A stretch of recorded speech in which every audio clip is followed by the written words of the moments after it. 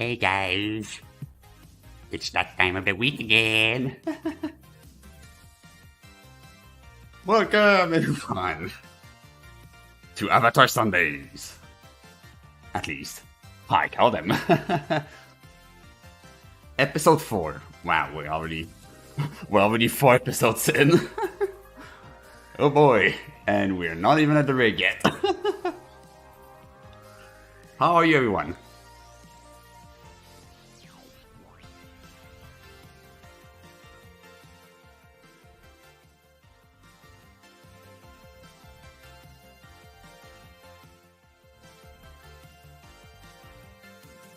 Well, I guess we're gonna start up on Rye again. So let me switch to Blender quick. So, yes, a beautiful black screen. Let me just do this quick. Will it work? There we go. Say, oh, our boy. So what did we do last week for those who weren't there? We chopped one arm and one leg off. First off, poor Rye. I feel a little bad for him now, but you know, it is how it is.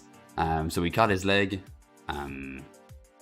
left leg and right arm off, and we started working on the robotic arm. And so far, the arm looks quite good. Well, yeah, we're just missing a thumb now. And last week I also said I was gonna think on how we could fix the thumb.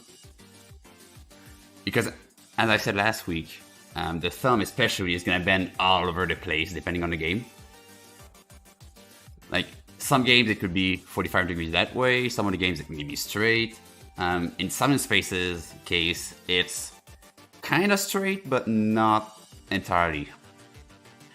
So, I know we're making Avatar only for Summon Space, but just for modularity in case Summon Space fixes that thumb issue, which is going to be fixed at one point, that's for sure. We're going to make a special thumb, like a bit different than this one. Like, it's gonna look the same, but it's gonna work just a tiny bit different. So why not start now? I'm gonna hide the back view so I can see what I'm doing. Go back to side view. Yes, and also display overlays using that button at the top, right? So the thumb is gonna start. Okay, so that's gonna be the thumb here.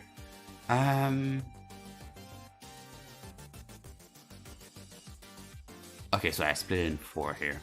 Yeah. So what I thought of doing is, instead of having a solid piece here, it's gonna start right away with the rubber. Like on all those fingers we did pivots, because they're always going to be straight. But on this one, we're going to do the rubber part straight away. And our bone, I think we're going to place it like here, on the edge. So that way, if the thumb bends forward, this is not going to get deformed, but over here, it's going to be rubber, so it's just going to bend. So it's going to be perfect in our case. So I took the edge, I'll move it up, and what I can do, to be sure the thumb is the right length, I'll put it over here. So right now we just have one edge. I'll select the other, I selected the wrong one though. Oops. I want this one. Put it over there.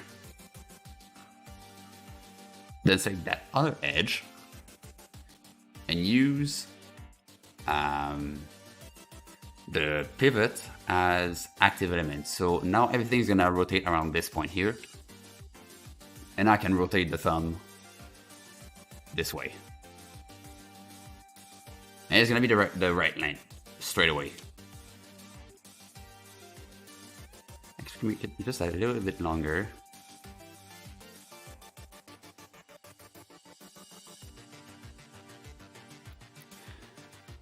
I'll put it here. And we're gonna need a split though, because thumb is gonna be like this. Yeah, we're definitely need to have a split in the middle.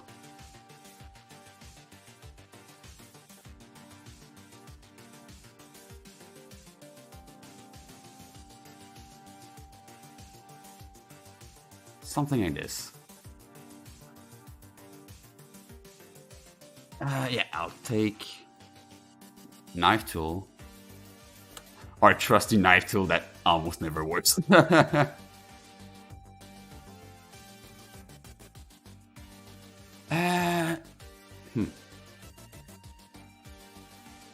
I'll be hiding this face. Or these faces. I'll put my 3 cursor here. And in orthographic view, top view, I'll just cut it. Straight like this. And finish. And on eye. Perfect. Now, these two we can merge. And these, if I can get, these two I can merge. There we go.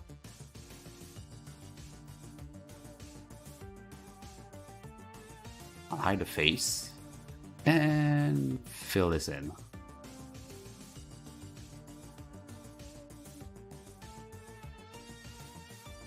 And because on this avatar we hate quads, I'll fix the quad here.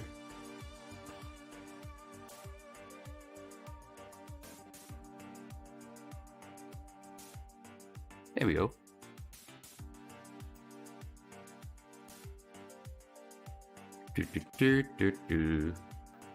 And let's assign the silver material.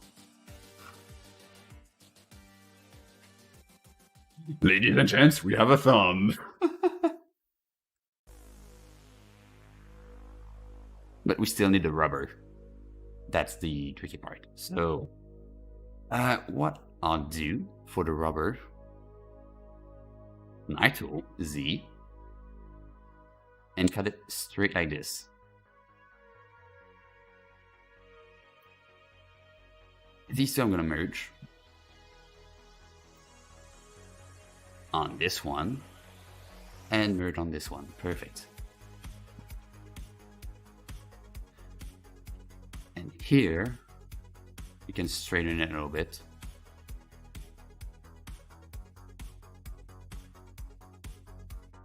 So if this part here is going to be rubber, and for the rubber we can just split in multiple, like so. It's going to be the same here, so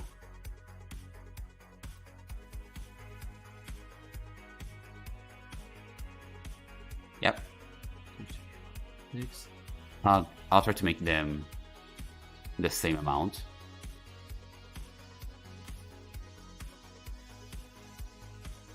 Oh boy, our poly count is going up quite quick.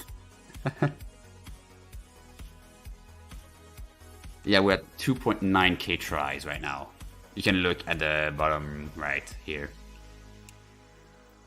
And in terms of optimization, we're trying to aim for under 20k. And if we want to do something for Quest, if we follow some of the guidelines from other games, we'll try to aim for less than 5k. Either less than 5k or less than like, what, 7.5k? That should be optimal. And anyway, since this is a low poly avatar, it's gonna be quite easy to stay under that limit.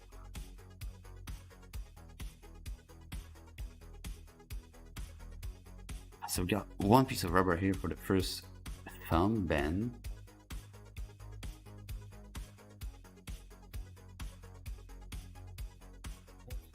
Okay, I guess we can make the thumb 2 bones. That's one of the fingers we can actually limit the bone count to 2 instead of 3.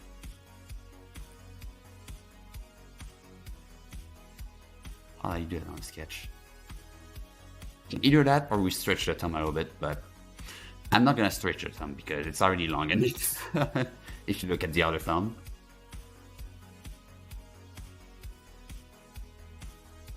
So I'm just gonna do a second split. And that's gonna be it.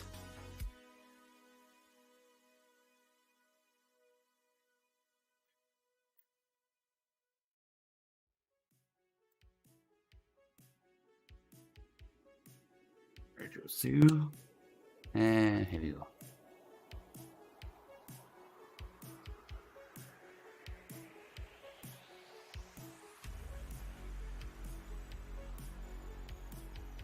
And 1, 2, 3, 4, 5, 6.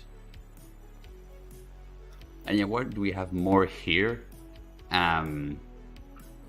Because I'm just right now uncertain on how it's gonna bend here. Okay, just as a visual representation can do.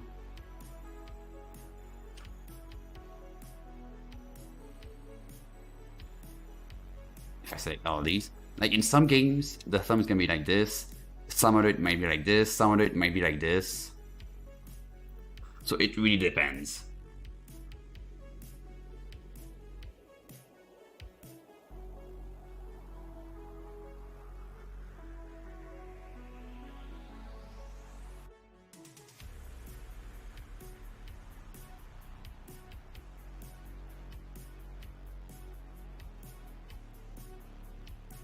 Should we try to make it not rectangular on top of the fingers?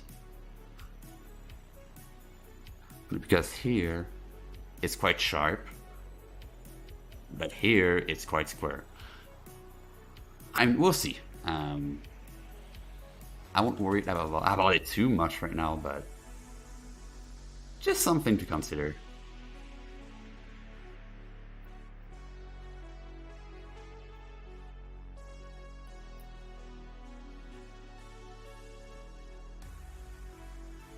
Go, and that's gonna be finger legs.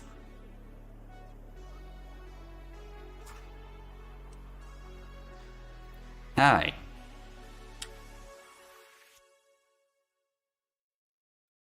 So I guess in terms of the base arm, it's done. We could add some more detail. But for now, I think it looks good enough. Well, I mean, there's still the light parts on the fingers. Like if you look at the sketch quick, there's like glowing parts on the fingers. Oh wait, I don't have the right screenshot. That explains it. Alright, I'm on the right screen here. Booyah. Yeah, you can see there's some light parts on the fingers. I guess we'll be able to do those a little bit. I cannot talk. We'll do those later. But for now, let's concentrate on finishing the base mesh. Put that here. All right. So for the leg, we'll have to cut it somehow because. If we hide this in vertices mode, please. Hide this. Alright, so the leg starts really high.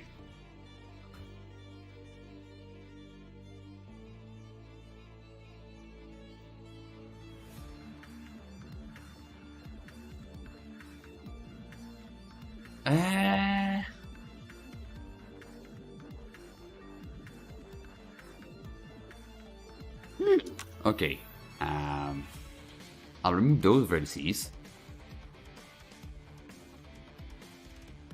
Here we go. And I'll start a new one from here. And a new one from here.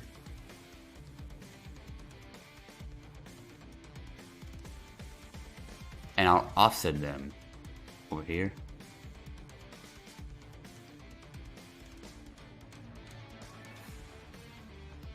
Something like this. And this I'll move down, and this I'll move arrow down.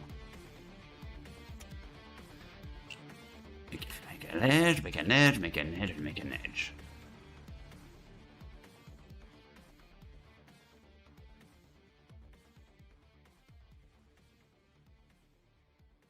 And these ones are all have to delete because on the side as well it's a bit different.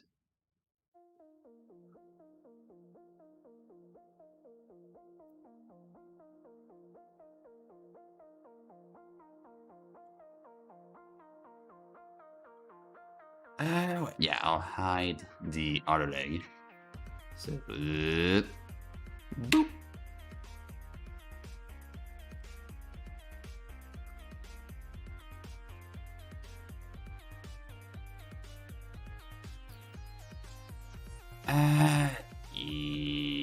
Yeah, I'll keep this here, I guess. Edge, edge. We love edges. Edge, edge.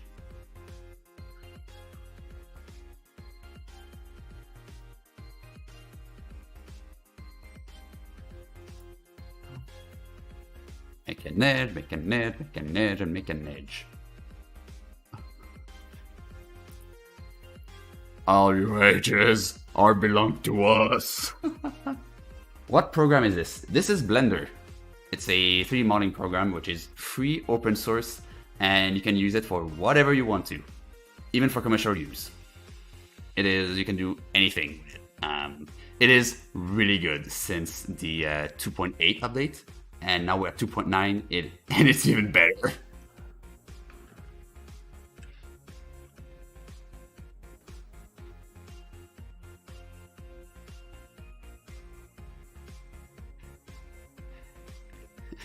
Yeah, Blender is really awesome.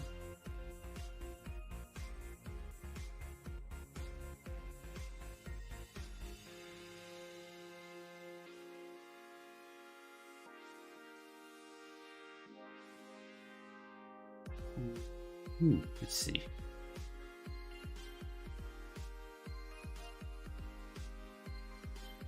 Man, I like to have some good old topology puzzle. Yeah, you definitely need to try Blender. You definitely need to try. It's easy. Just look up Blender, and I guess you'll have both like actual blenders to blend stuff, and I think the first result actually is Blender, the software. Yeah, for me the first result is the software, so it is really good. I really recommend trying it.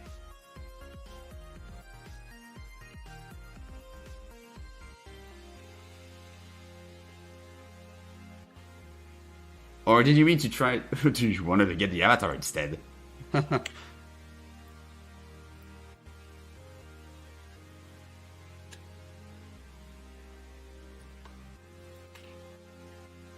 Because getting Blender and getting avatars are good.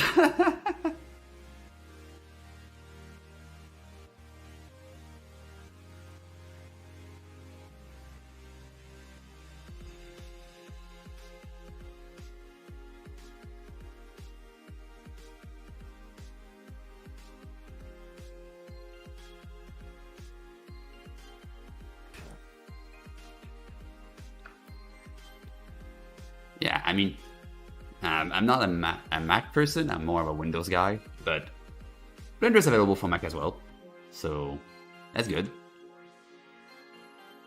The only thing that's not available on Mac yet is Sonian. Thank you. I really love making avatars and 3D models. Like, I've got my own passion project, I'm not gonna talk too much about it here, but I love making stuff in games and models and even music, so.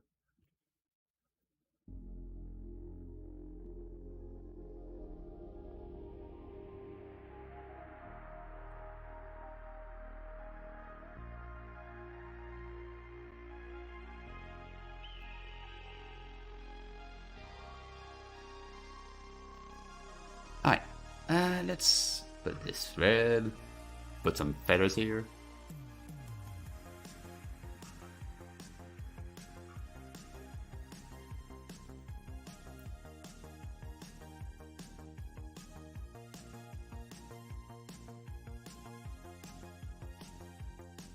Yeah, we'll see if we need to split this here, because it might not bend properly, but we'll see. And yes, Somnium is awesome.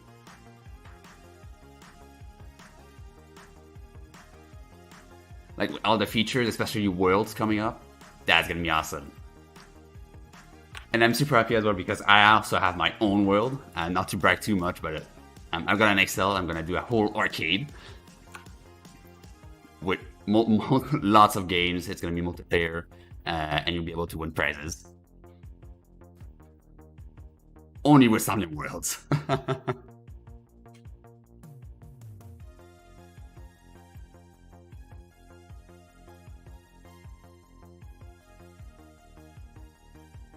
What did I do here? Oh. There we go. My bad.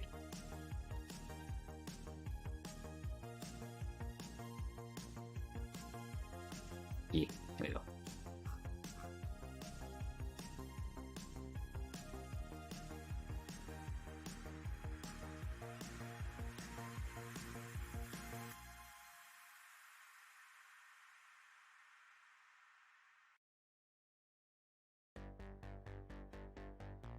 Alright.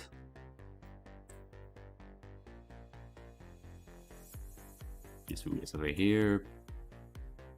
Good little edge and good little edge. Alright. This looks a little weird.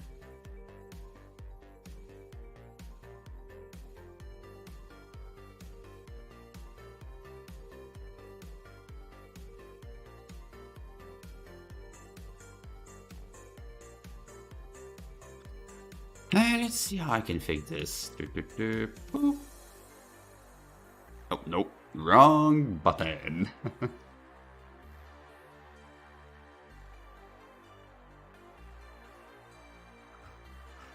Yeah, that's not gonna look good. We have to keep it split like that.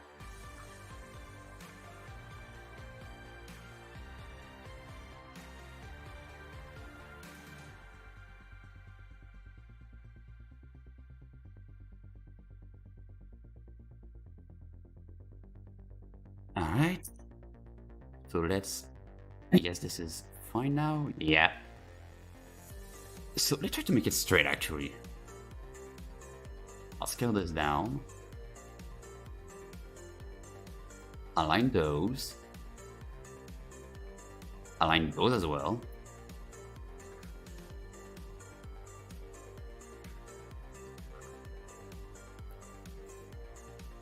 Hide that leg! Because I want to work on this one. Thank you. Yep. Wrong button again. And don't we love pressing the wrong shortcuts?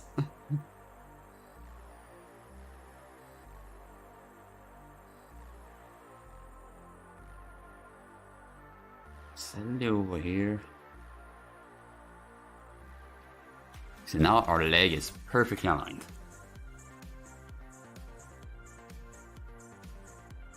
And now we can move this down. And this is gonna be silver, right? Yeah, that's silver.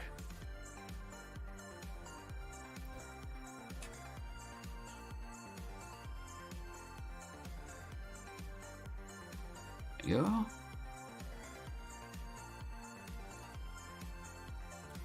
And in the middle of that silver part is gonna be 2 beams instead of just 1. If we take a look again, yep. We've got 2 beams coming up instead of just 1 like the arm. 2 beams. They're all gonna merge into 1 crystal to then go to another 2 beams going in the knee part. And also, fun fact, you might notice as well, the crystal is wiggling a little bit. And that is intended. What I plan to do is use some dynamic bone magic to make the crystal wiggle when the leg wiggles as well. Well, when the leg wiggles, that's a bit weird to say. But yeah, when the leg moves, the crystal is going to wiggle a little bit around. That's going to be interesting to do. And what else is going to be wiggle a bit? We'll have those wires a bit. Those are going to be wiggled a little bit. This one as well. And I think I had an idea this morning for a custom shader on the beams as well. Like, we're gonna have some custom shader as well for the arms and maybe like the intersections between robotic and organic. But my idea was, in the middle of those beams, it wiggles a little bit as well, and that can be done with a custom shader, with what is called a vertex displacement. So basically, just moving the vertices around. But we are not here yet. We are still at the modeling phase. So let's be a little patient here and just continue modeling. Let me just take a sip of my iced tea first because I may get a dry mouth.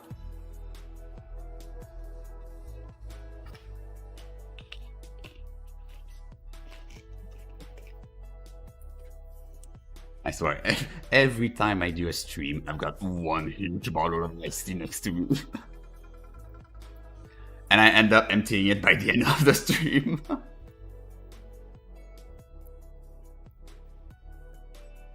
I'm a big lover of iced tea. It's like my morning coffee. but I drink 24/7.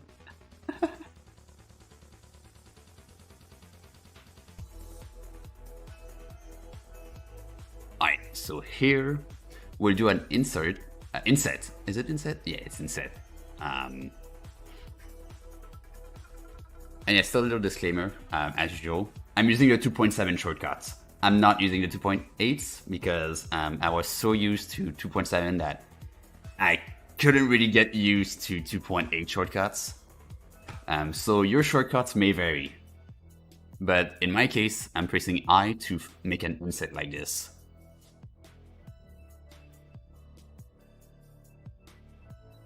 And yeah, those parts are going to be extruded a bit inside as well.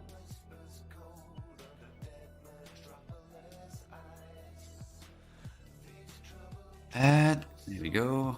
Stretch it a little bit.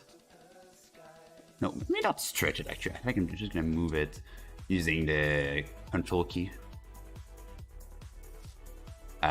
Control key. Control. Because I'm in vertex snap, I want increment snap. It's okay. On the x-axis, just lock it, so. And just in case, just to not make it move outside of the boundaries. And talking about doing extrudes like this, I just have to go back over here quick because I noticed this.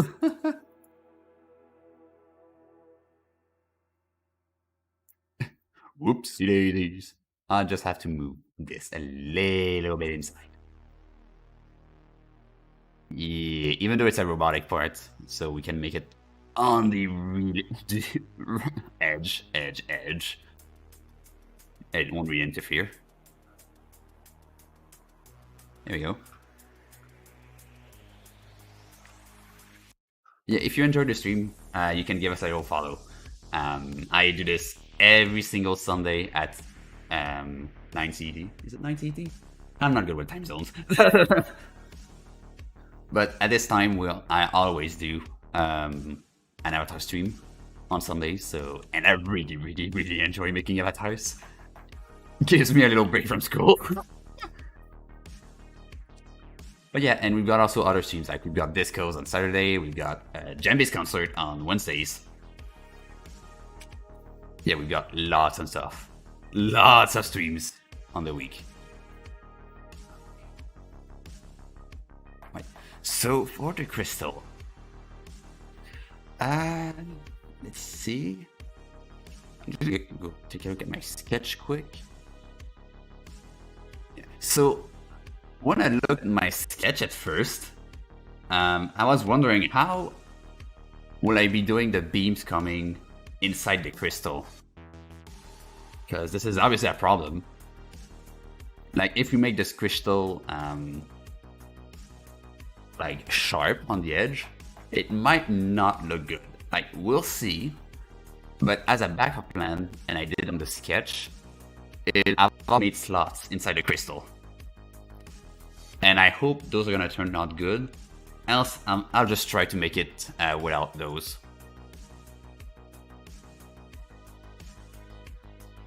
We'll see. Can still make adjustments, and why is there a lonely vertex here?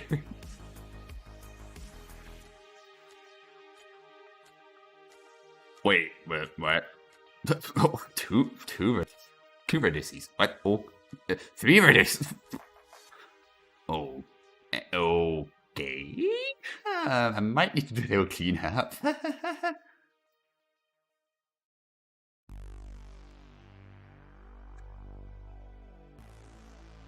Thanks for the follow, Pure Starness. Really appreciate it. Alright. Oh, come on! There we go. Just move that thing over this here. Here we go.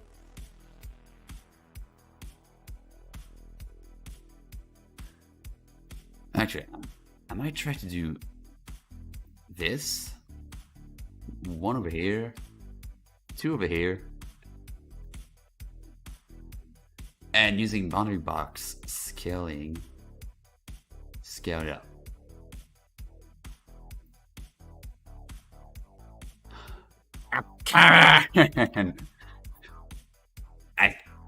Did I move it instead of extrude? Oh, there we go. Yeah, I moved it instead of extrude. Oopsies. And now extrude that one. Move that one. Scale them. And I'll move this one over here. And in active element, I'll scale this down to not 12. 0. Here we go. And let's see on the side. Okay, yeah, so here, this here, this I'll move over. Yeah, move over. Move over. Yeah.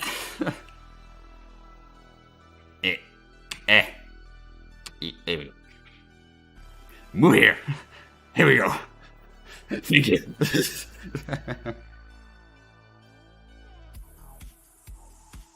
Yes. I'm gonna make a face out of this and a face out of this. Alright, take all of these, duplicate them, scale them, reverse, so -1. Move them over here and combine those here.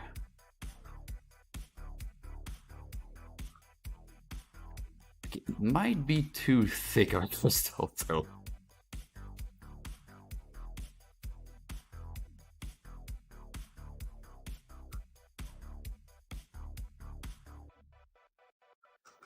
Not sure if I like it that big.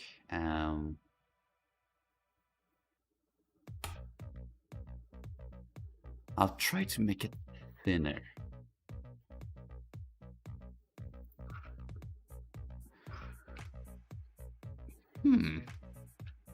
Yeah, not sure if I like the look of the crystal.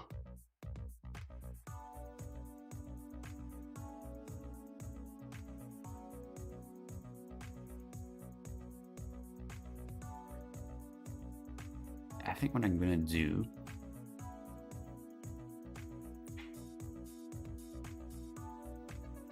I'll subdivide this.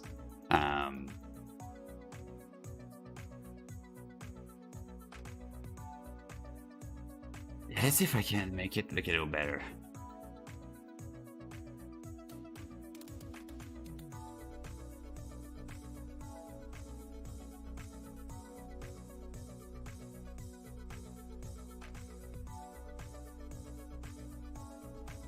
Merge center. Nope. Merge center.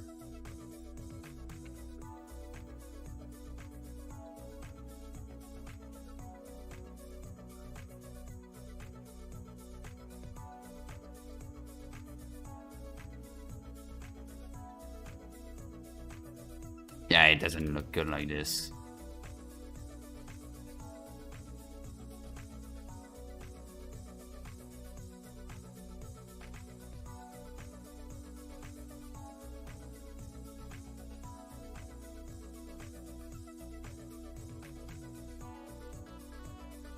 I'll just do this by distance.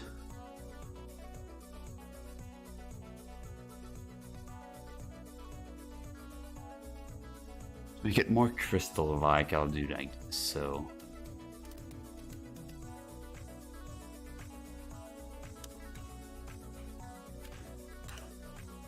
There we go. Bang, bang. Let's do a quick bridge. Oh boy. Okay, I need to say outages. There we go. Fixed.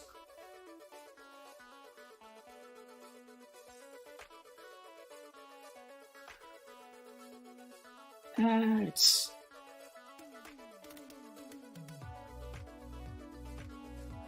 That's more crystal-like, I'd say.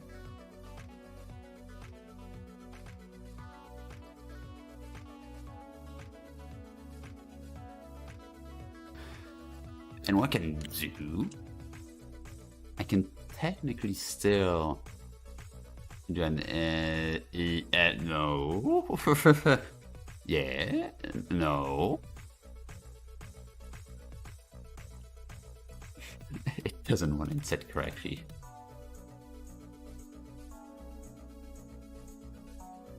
What do you got? Monterey? No. Offset? No.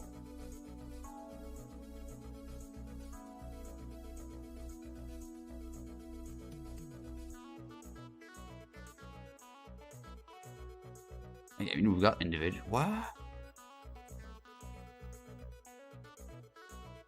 There's not even thickness.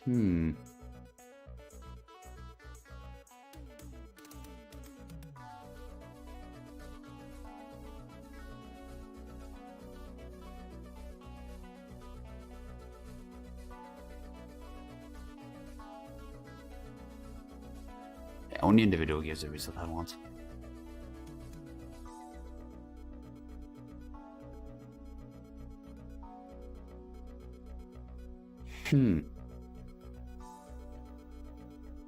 What I can do at least. I'll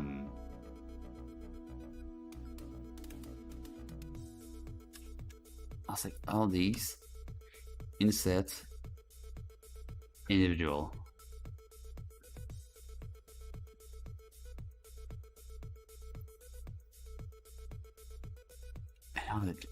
Okay, we can do it straight. Nice.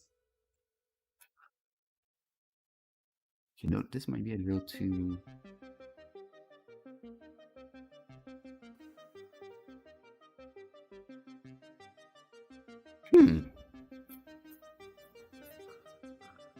Yeah, if you want to make something look good, it's kind of a puzzle. Like, especially if you're transferring something from 2D to 3D. And I know I'm not the best either at transferring stuff from 2D to 3D. But I still do quite a good job. It's still quite a good job. Like for reference, Burps, with the avatar you see here, I didn't even have the front or side sketch. I just had a pose, and I still was able to make it look good.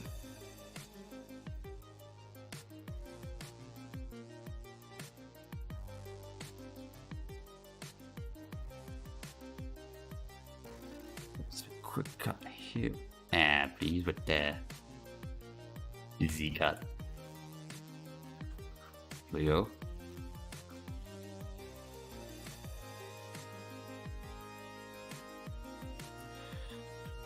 this part over here is gonna be straight.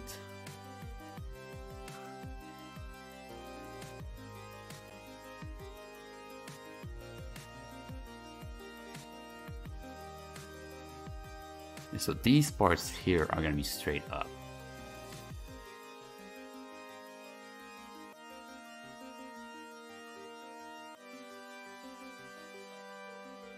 Never forget Z-cut.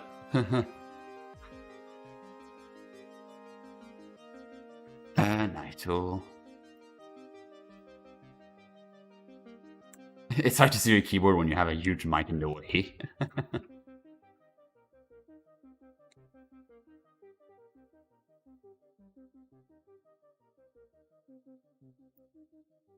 I mean, my studio setup is not that bad, but still has some things to tweak.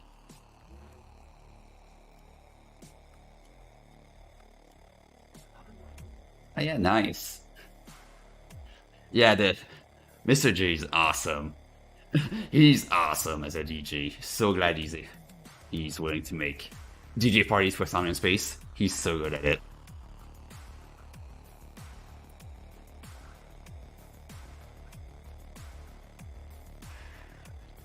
Also, now that I've got those parts done, I can merge here. So at last.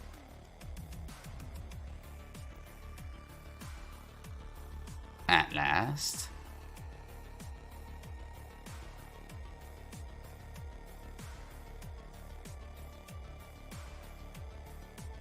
Yeah, there you go, there's the right order. At last. And at last. Right, so since this side is done, I can delete this one and scale this one on the z-axis, -1. And say those and merge by distance. And something's gone wrong with my offset.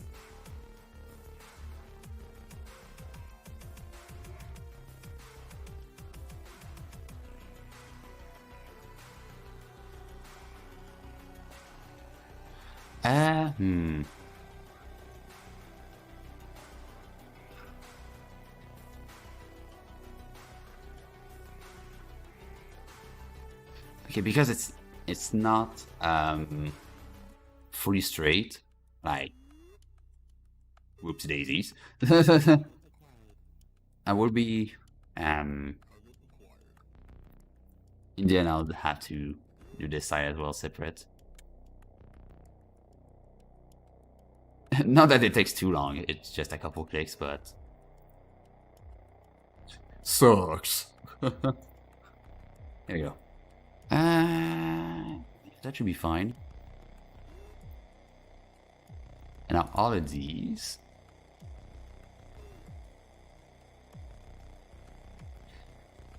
can extrude, and then Alt S to make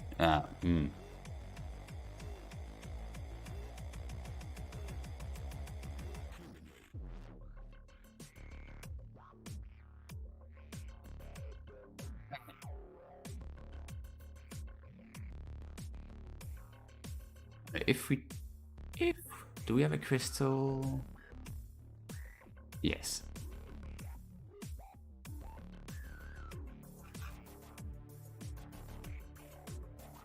Okay, yeah, it doesn't look good with the with these. Control C madness. Yeah, we'll have to do like so. Good enough.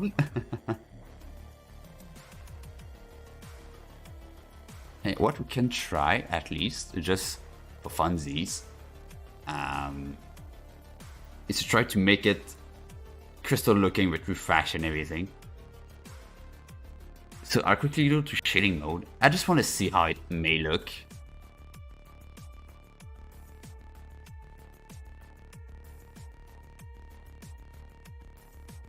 Like, we're not gonna use the node system from Blender to make our shader.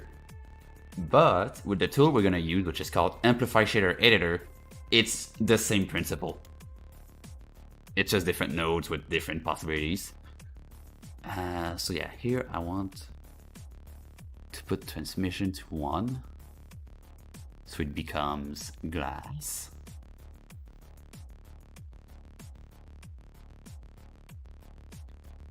If I could copy this color and put a RGB, just save the color. And in rendering, I'll use this and refraction. And in the material properties, I'm going to use not transparent. I'm going to keep it opaque. Screen space refraction.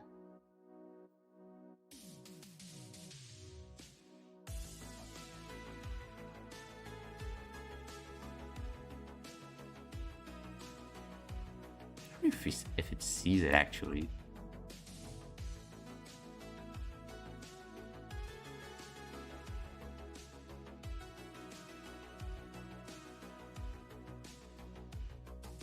Oh yeah, it sees it. Yeah, you can see our model in the back here.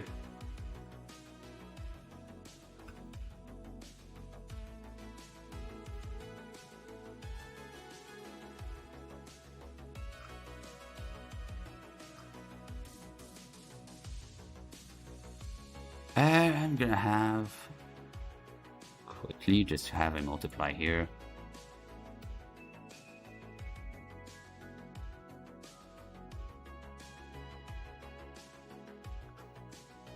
Yeah, with the emission, it's not gonna look, it's not gonna be too apparent, but we can maybe do something with refraction at one point for the crystal.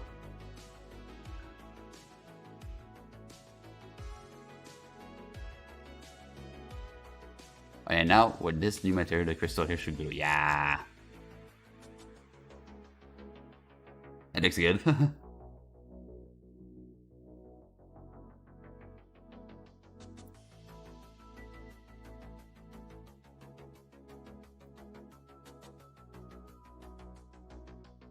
Let's keep it like this, just to make it look more like Somnium. Oh yeah, by the way, in Somnium, it's not gonna glow like this in the eyes of the player's view.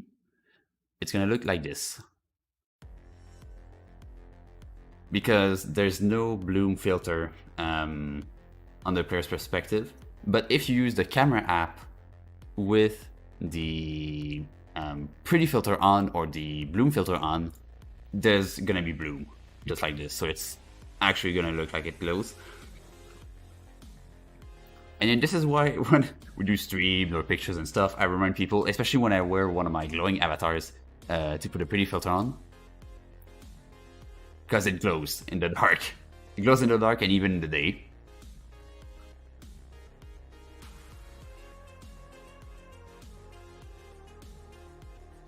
And then in here, we'll put some orange. And I guess we can make the orange glow as well, so why not? So I'll take these nodes here.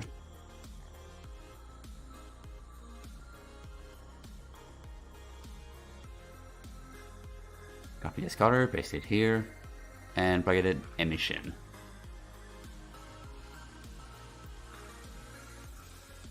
Yeah, now we've got an orange that glows. That's some proper glow right there.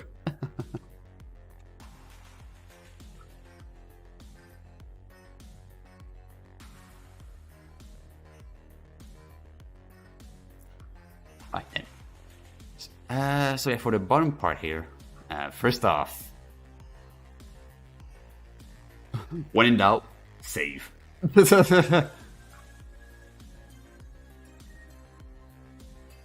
Yeah, also quick. You might have seen the menu here, like super quick. And when I press some buttons, you might see like menus like these. And that's using an add-on called iMenus. And this is a really, really useful add-on because it gives you the options you have by default, but in a circle menu. And you can toggle it by going in Edit, Preferences. Then you go to the Add-ons window and just look up Pi. And it should be right there. Interface, 3D Viewport, Pi menu. Just take the check mark and you should have those menus. Because by default, when you press Z, it just switches between two modes. But if you have this add-on, if you press Z, you can switch up to any of the views. Well, actually, I think if I go disable it quick, I'll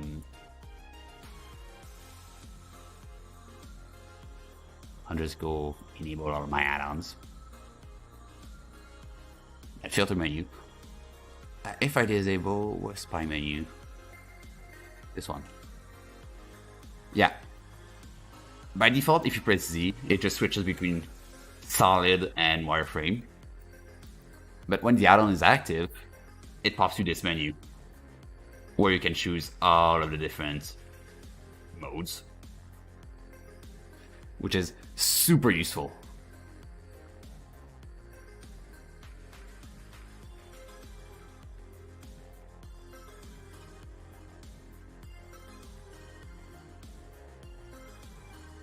It was about time I said 4 episodes in.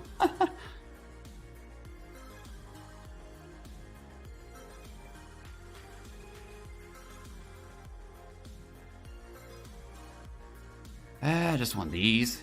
So now that this side is done, I can actually take this part, duplicate it, move it down, rotate it 180 degrees, and place it here. And now I'm noticing the crystal is not centered.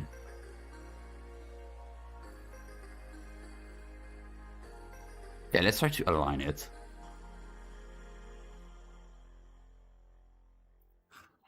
As centered as we can get it.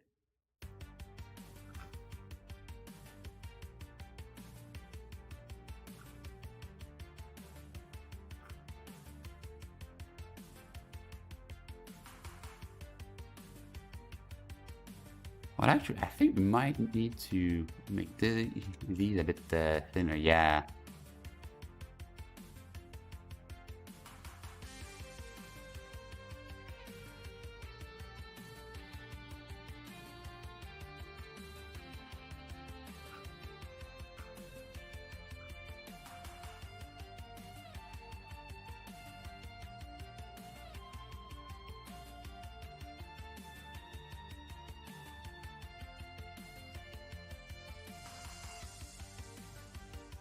And I just realized what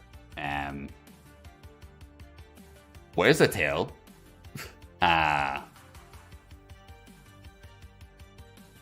Where's the tail? I unhid everything. Well, no worries. There's a way to fix this. We're lucky because Blender, what you can do in the preferences again. In case that happens, what you can set up is auto saves. Well, you've got auto saves, which auto saves your file on an interval. If you go and save a node, here, the timer. So right now it's gonna auto save each 2 minutes. So in case it crashes, you can just redo the auto save. That's fine. But also, what you can set up is save versions. So if we go in the folder quick.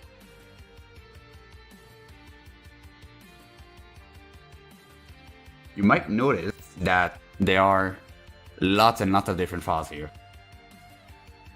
You got like .blend, .blend1, .blend2. These are the autosaves. Not autosaves. These are the save versions. So right now I've got 10 saves versions. And as you can see, there's 10 versions. So I can always go back, track back to another version. So in our case, we want to get back the tail. Where could it be? Maybe blend 4, I think. Let's try that. So I'll try to rename it. Try tail. Maybe.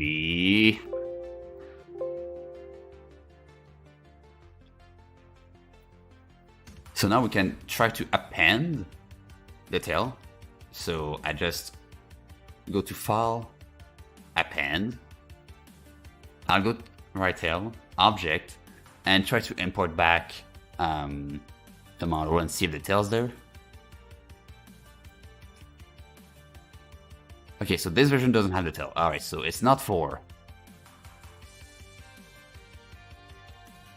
It could be 5 or 6. Right, ouch.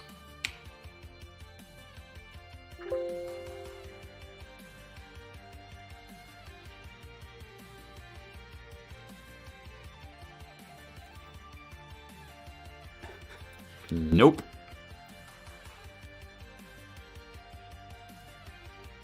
Let's try number 6.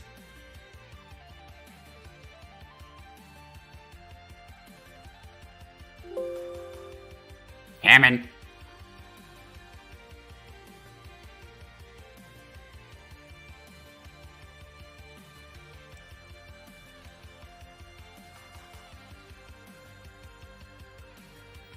Still tail. Alright, we got 7.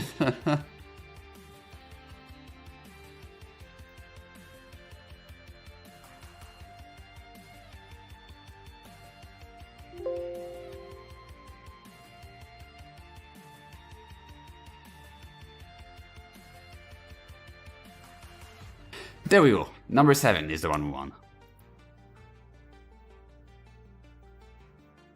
We've got a tail hat. So this for next. I'm gonna select only the tail. Control L to select linked. Then invert my selection. Delete the rest.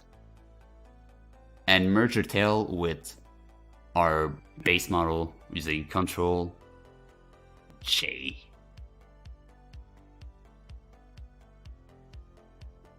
Maybe not now, because we need to first apply the mirror on the tail.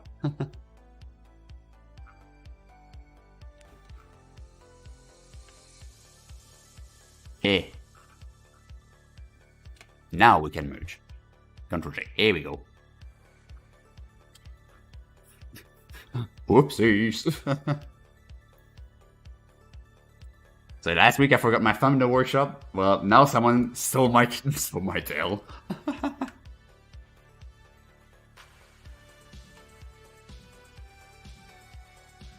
And this time I'll be sure to just select the tail and use H and not delete.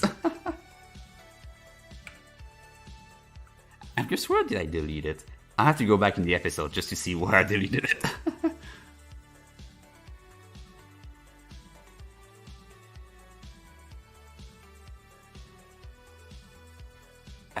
So yeah, now we're gonna do the beams.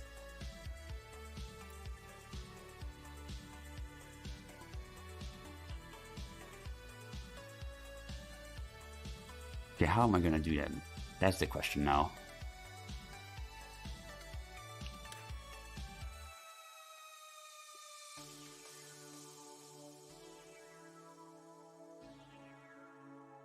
Alright.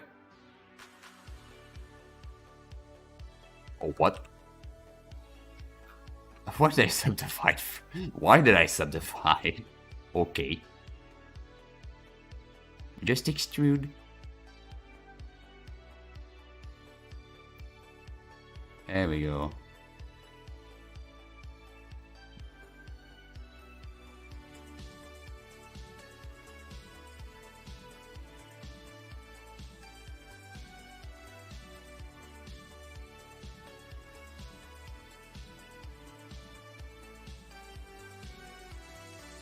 It's not gonna be perfectly centered. But it's gonna work. And what? Ah, okay, no, I know why. Never mind. So it's gonna go over here, and this face is gonna go over here.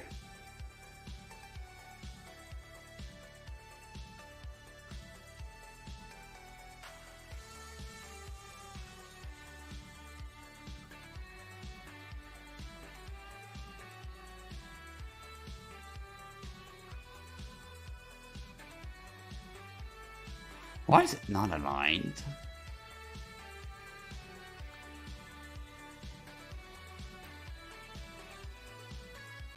It's actually aligned.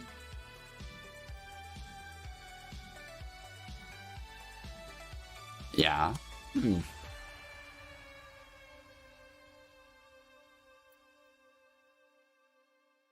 That's weird that I stretch them equal.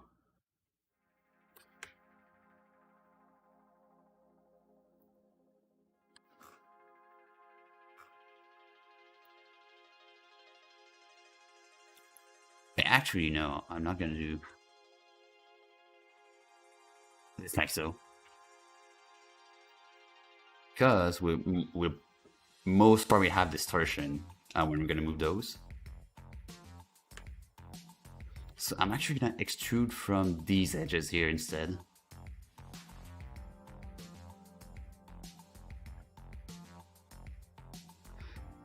Hello, tail. There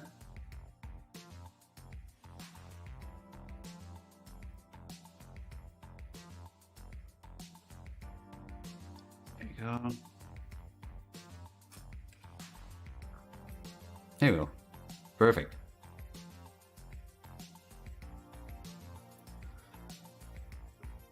So quick little extrude.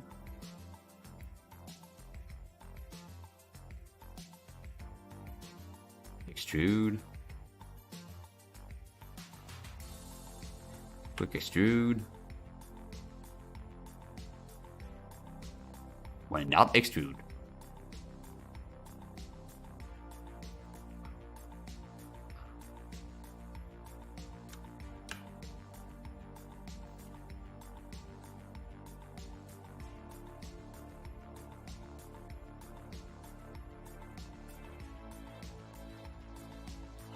You know what? Why it doesn't match up perfectly?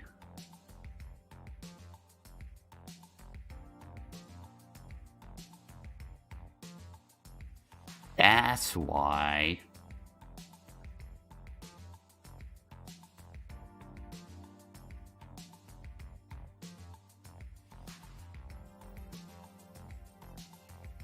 It's not fully centered.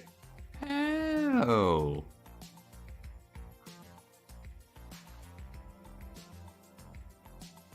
And now we've got something decent. So the top ones, I'm going to make them smaller.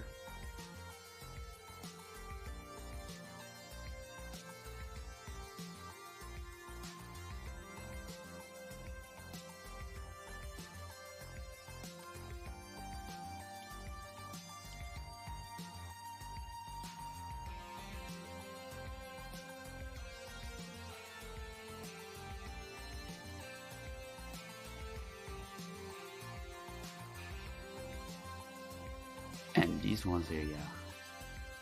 There you go.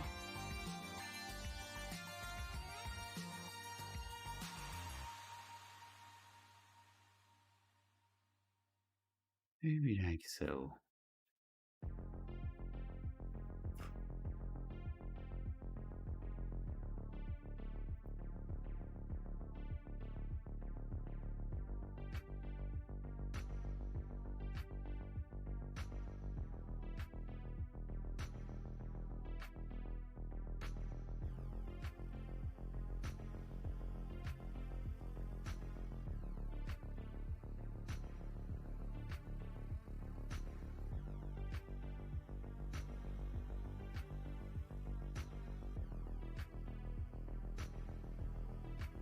There.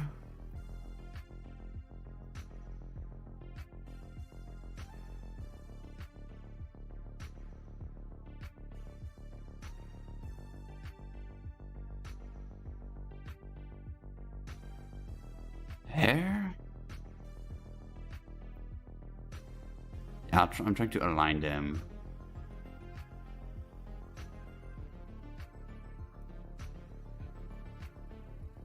What did I select there? No, that's fine, yeah.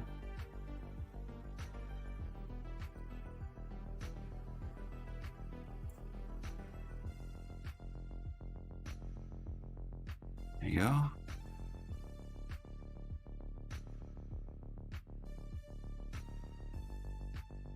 There we go.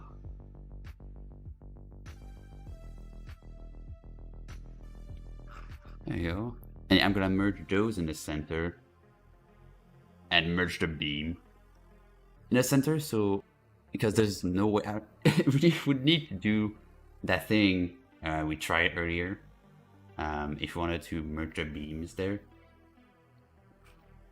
But in our case, it doesn't really work. So I'll try to merge all the beams center of the crystal.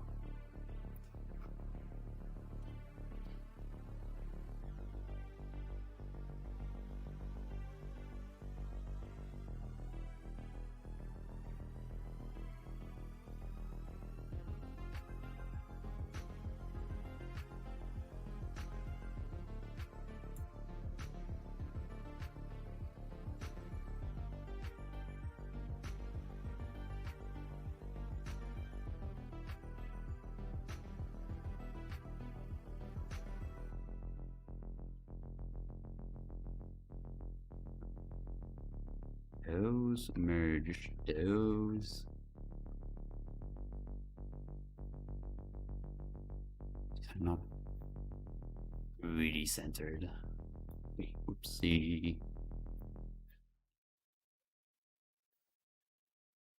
So I'll do this and this.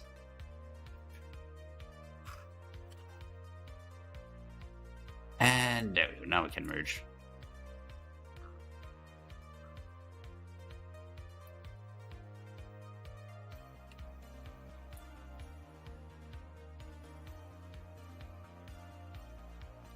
Top one's here.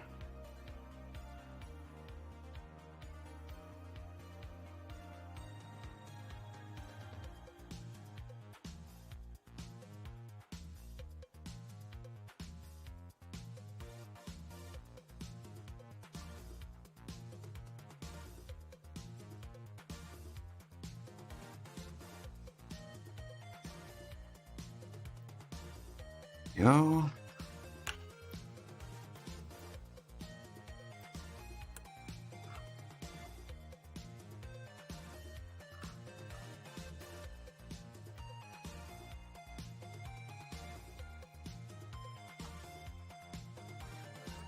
Hide this.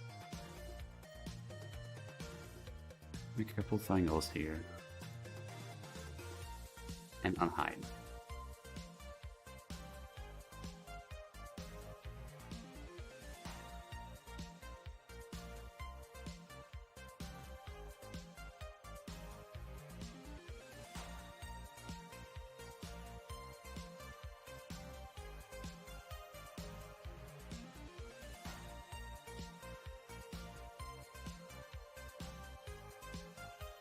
The crystal looks bigger in the picture. Seems like it anyway. Because of the edges.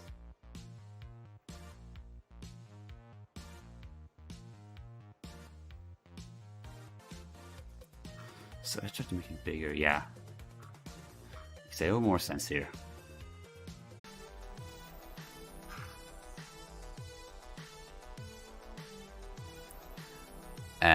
Okay. You could just have one crystal. I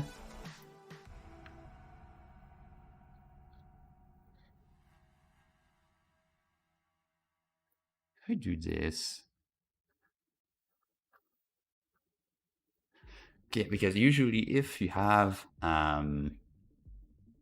let's say I've got a plane here, and I do a quick material.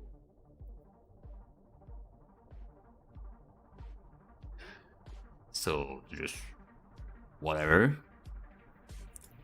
And then I delete. Now technically the material is not used by any other object. And if that's the case, excuse me, what? Yeah, usually it should say 0 next to the material, so I don't know what's happening here.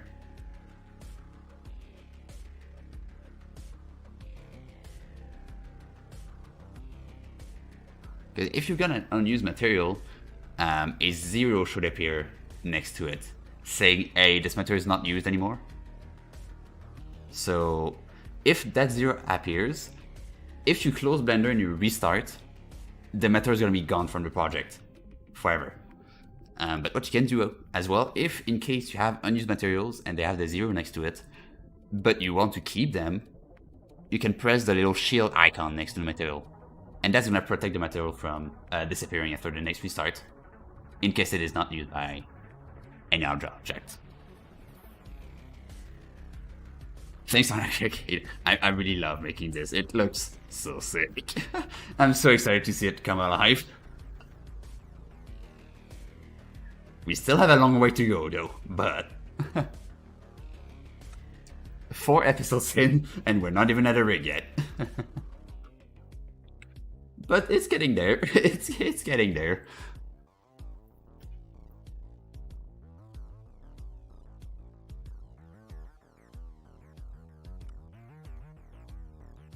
We can just recalculate normals. Here we go.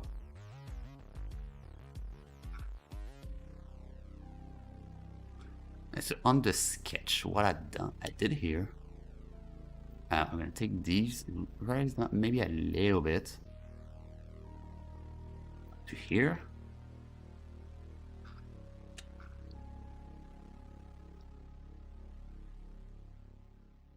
I'll lower this down.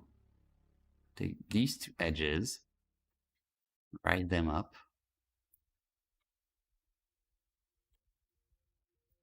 I'll try and extrude. And delete those edges here. I can see a little better what I'm doing.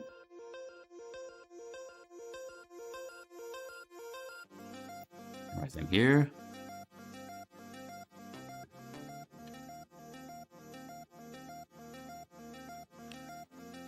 And the long edges, I'm gonna delete them. Edges. Alright, so if I select those and merge by distance, just in case there was something else. And now we can end the topology here.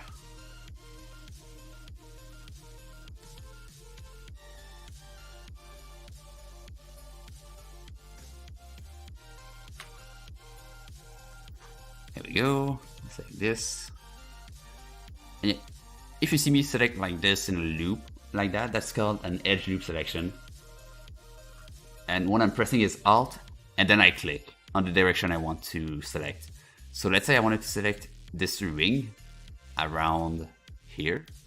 I'd press Alt, and then go towards this edge here. And it's gonna select the ring. But let's say I wanted to select the middle part here. I'd click on this edge instead.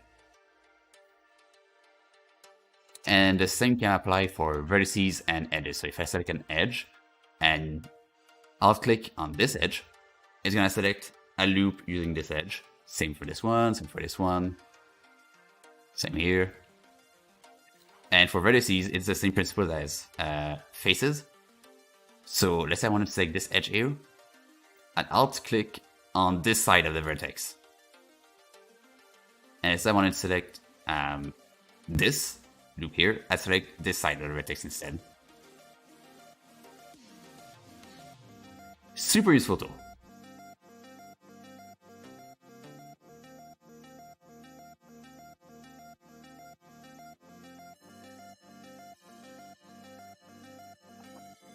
Just do a quick shade flat. Recalculate normals and put as RoboPart main.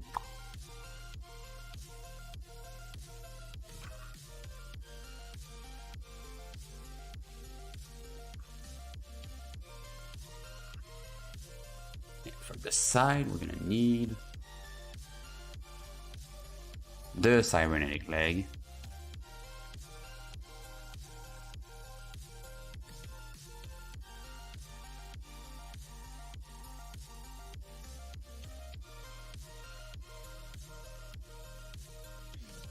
Okay, I just noticed we've got some conflicting stitches here. Like this one says it's going up, and this one says it's going down. Oops.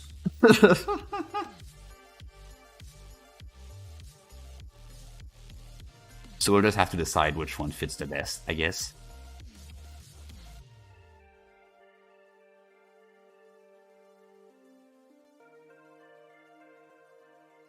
And we don't see what's in at the bottom here, though.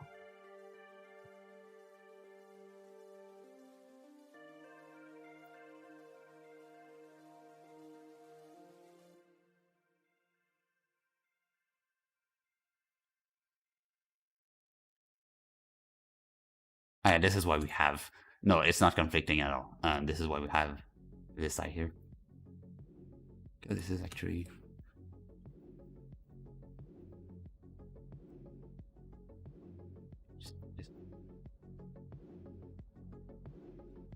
Hold, I recognize this song.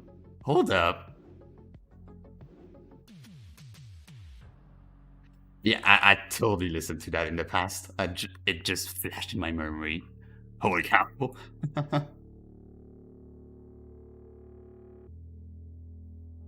So let's try this, shall we?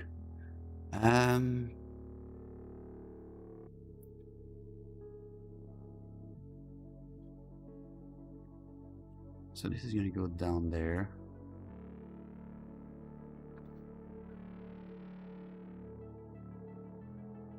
Oh god, I've got the chills just because of that song. Oh no.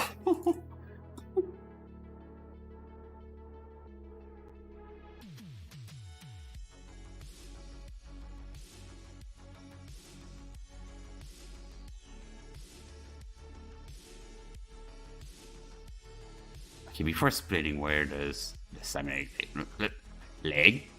I undid everything. Please, would you go away?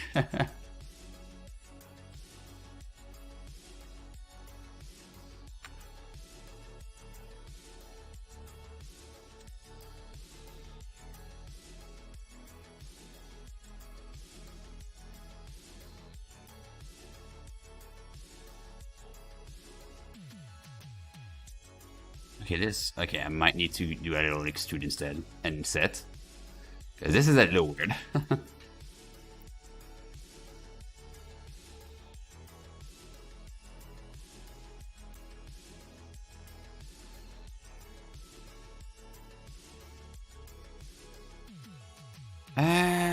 Make a face.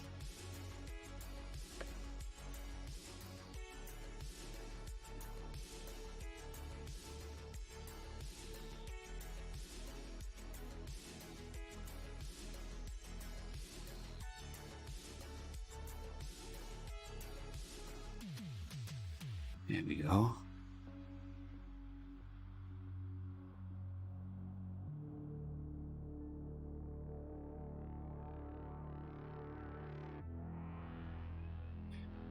There we go. It's gonna go somewhere down there.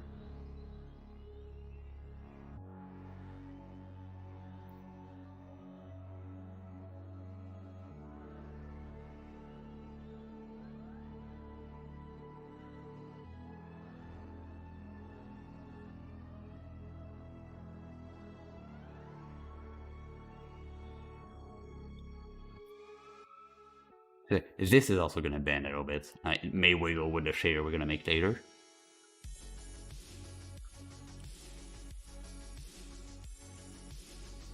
So, rubber part link. Yes, sir.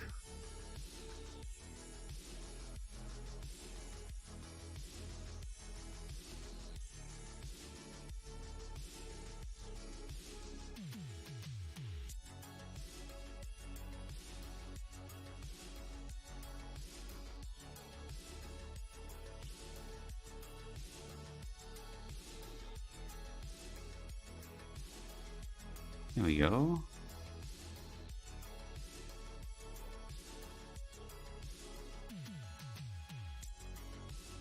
And this art is gonna look so good at the end. I can feel it. I'm really figuring it.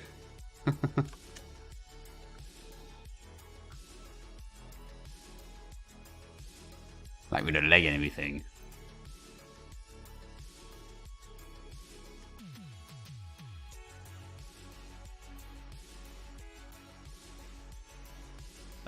might look good. It might not bend well. We'll see.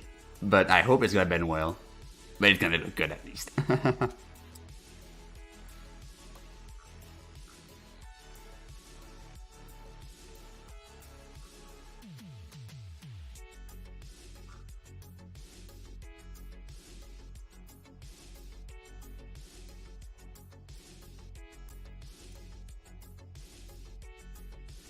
You know, we might add some etching on some of the parts here. You know, just add some more details. We'll see.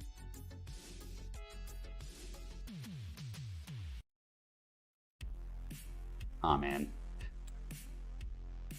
Yeah, this song just gave me the chills.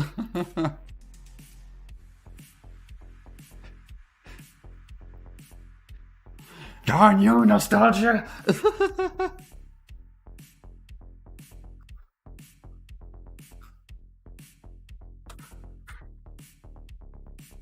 Alright, so Cyberleg. We got Cybertrucks and now we got Cyberlegs. Go figure.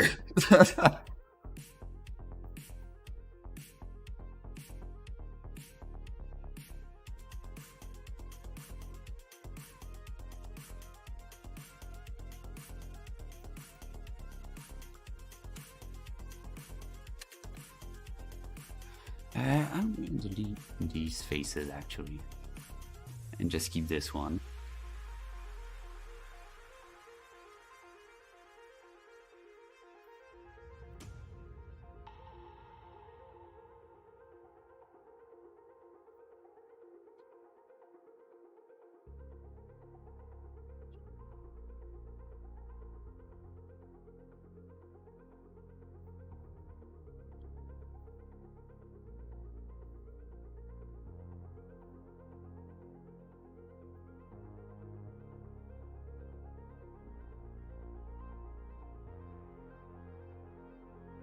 Alright, bang, bang, bang.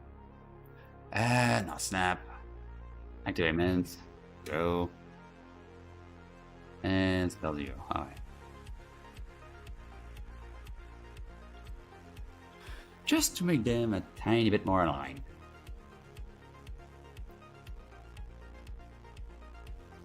An hour and a half in for today. Lots of progress, as usual. And we got an hour and a half to go. Man, I love iced tea.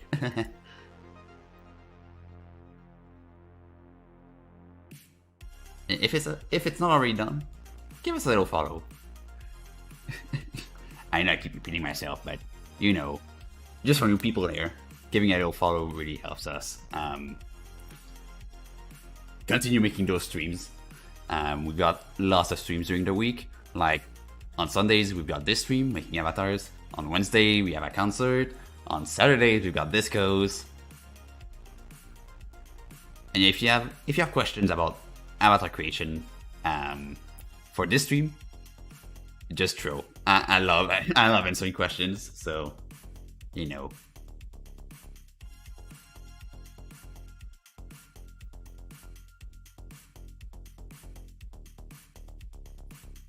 You can always ask for help in the Summon Discord.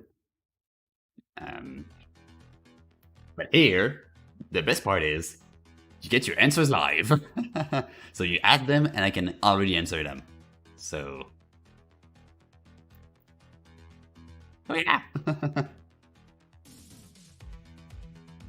And I've got both YouTube and Twitch loaded up. So if you're on either platforms, you can ask, and I'll be able to answer.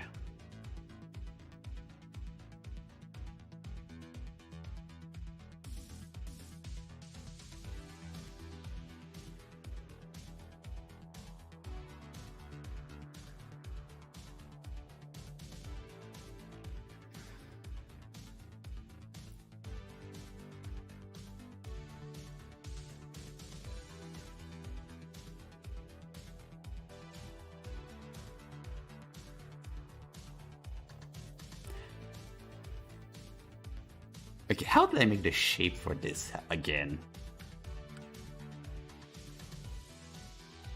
I guess I think I did it on the back view, right? Let me see. Back. Yeah, I did it on the back view.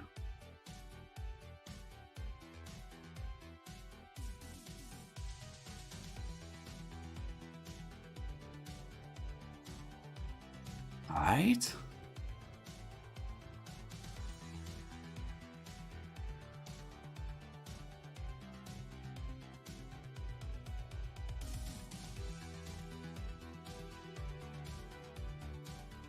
And now we're reaching the ground. So this is gonna be at item Z0.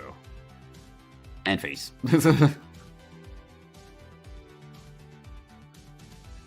So base of the foot, right there.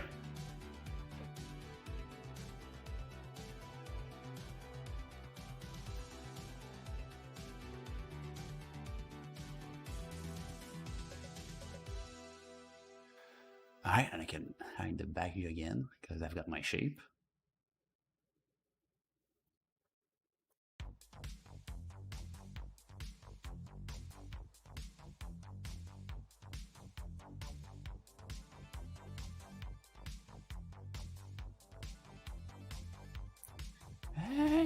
Yeah, well, we'll see.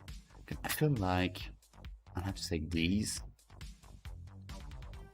Maybe just a tiny bit smaller.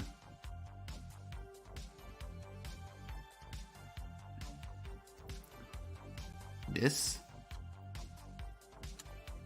And then these.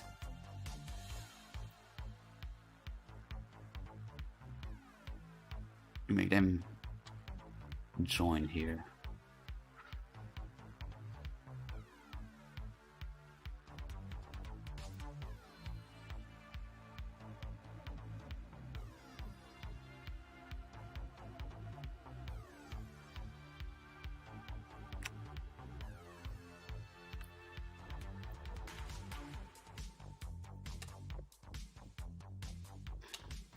Yeah, here we can easily merge to optimize even more the topology.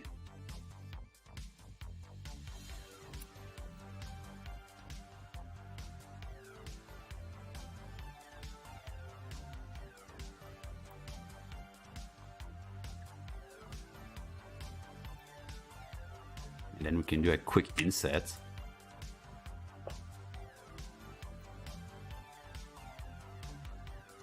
Get this down.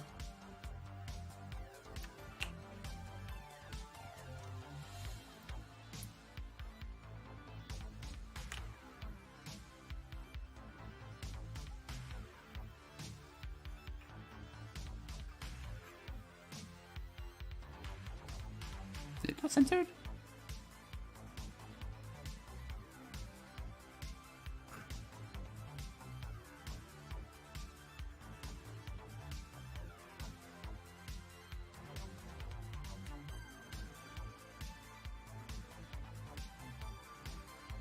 Oh no, the back is not. Alright. It's just the back.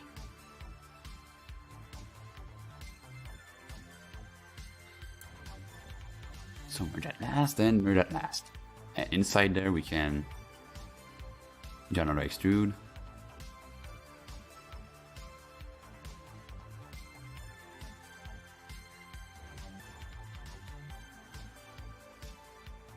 I just want to be sure there's no like extra. No, okay, fine, perfect. And in there, it's gonna be orange as well.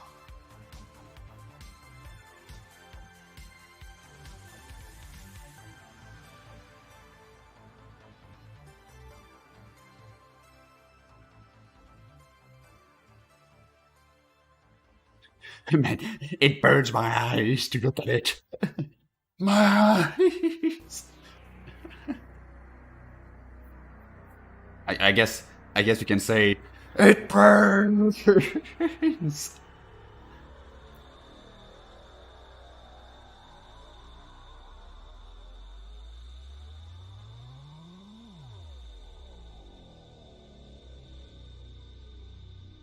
What? Okay, there's a weird edge here. Ah, found it.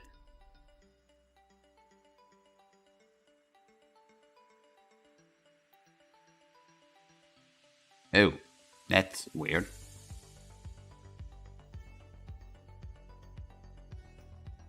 Is that a face? I wonder. Okay, no, it's just how the head is made. All right, so that's just merge, I guess. Merge.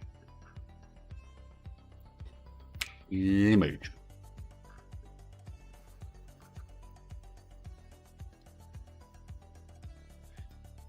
Here we go.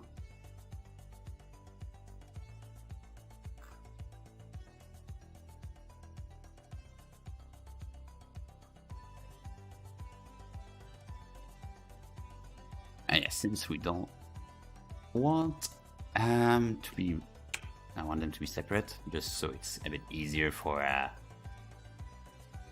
the rig, and also it's gonna be better for topology in general.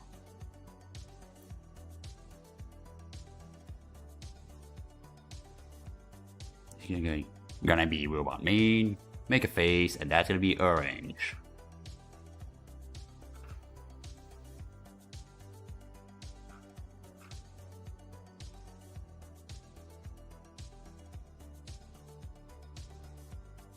And technically, since here this is a link between a organic and mechanical, just like we did here for the arm, we're gonna put the insides white. So instead of orange, if I can even get the face, yeah, that one, and where is it? That one. White.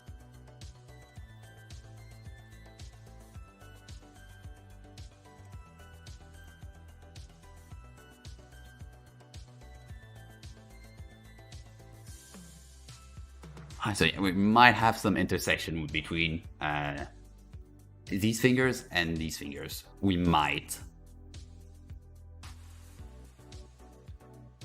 Not we might. We definitely will have some.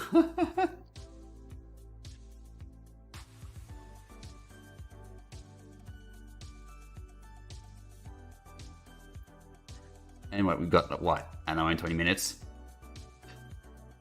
That's a lot of time.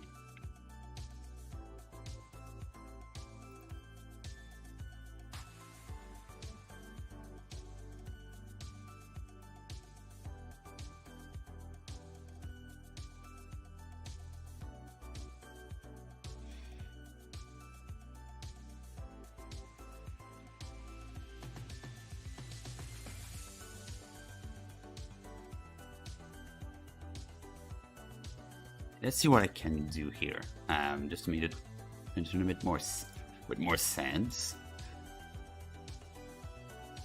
I will do these, then scale it down to here. And I think this should work if I do one that's gonna be exactly 45 degrees.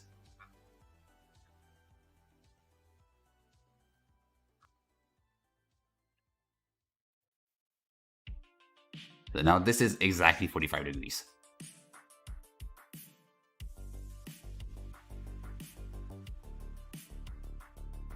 And with how we made this, can actually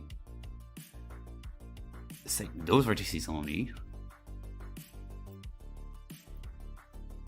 Extrude, say this one, scale it down to 0 to align them.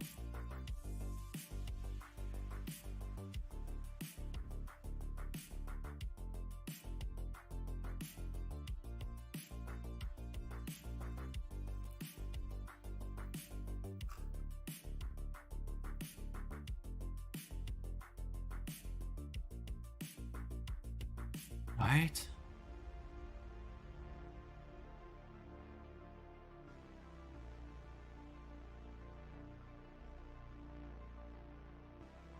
Let's try again. Write this down. I have no clue where it is.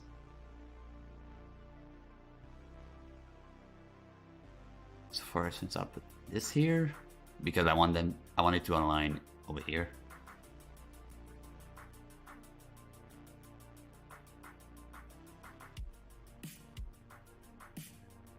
And 3D cursor, can you come back to a reasonable distance? Here we go.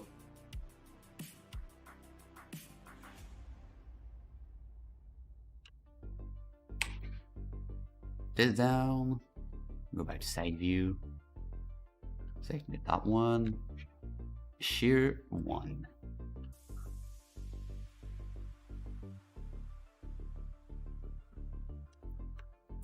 It might not align perfectly, but it is how it is.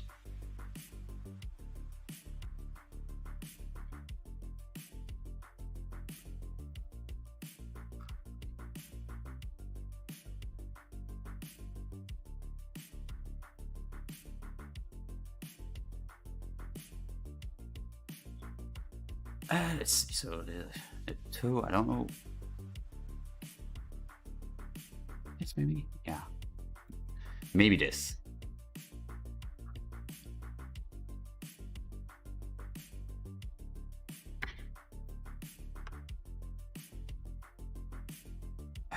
To this one, yeah.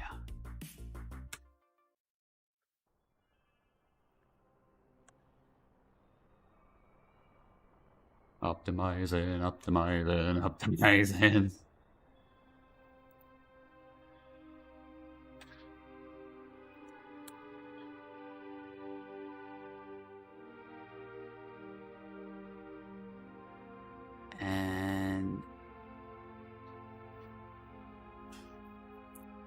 And these ones here, I'm going to delete.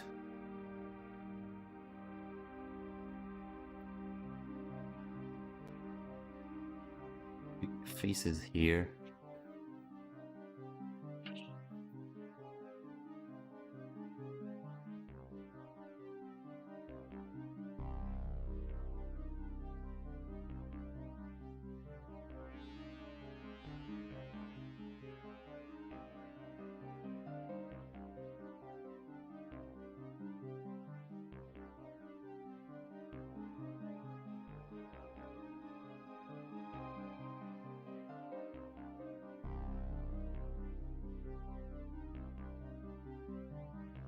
Darn it. This one as well. Thank you.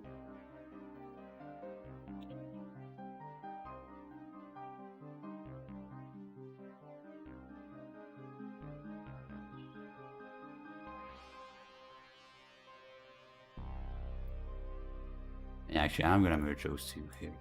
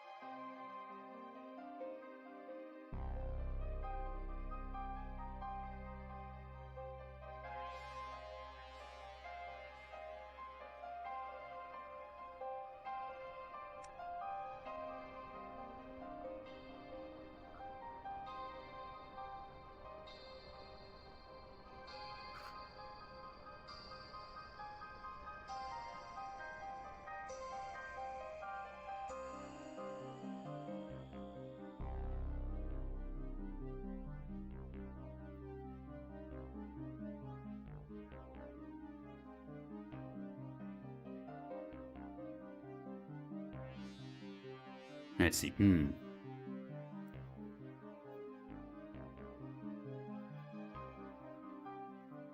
I don't want to have a quad there either.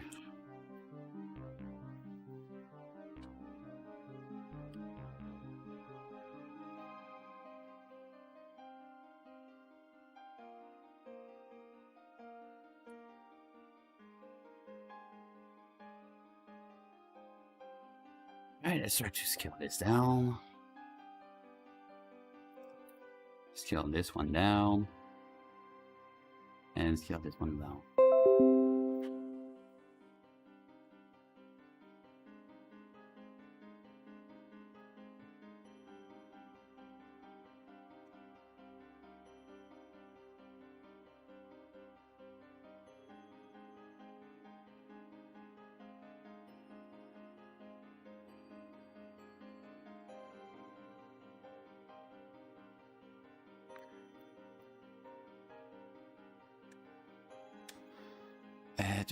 Bowling box. Let's see. No. Trusty knife tool. Boop. Boop. Okay, boop.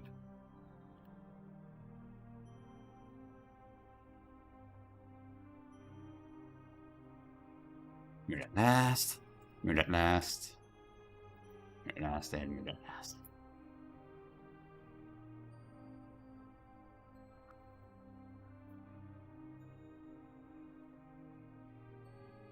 Alright, so now we've got somewhere to place our little finger. Well, our first finger anyway. Which is gonna be the back toe.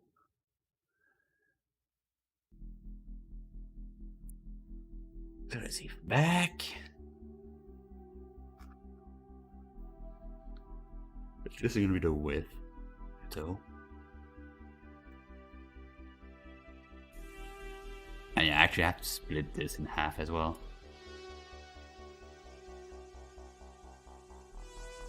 So trusty knife tool. Come here.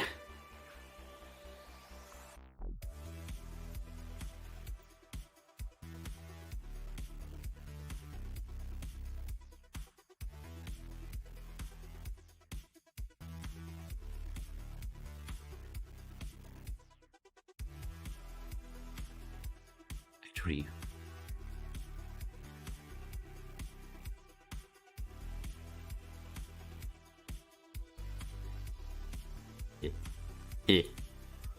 actually,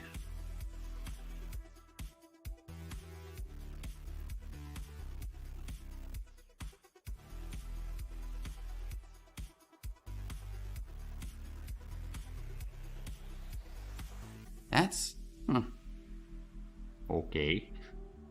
If I raise this up, it should go here then.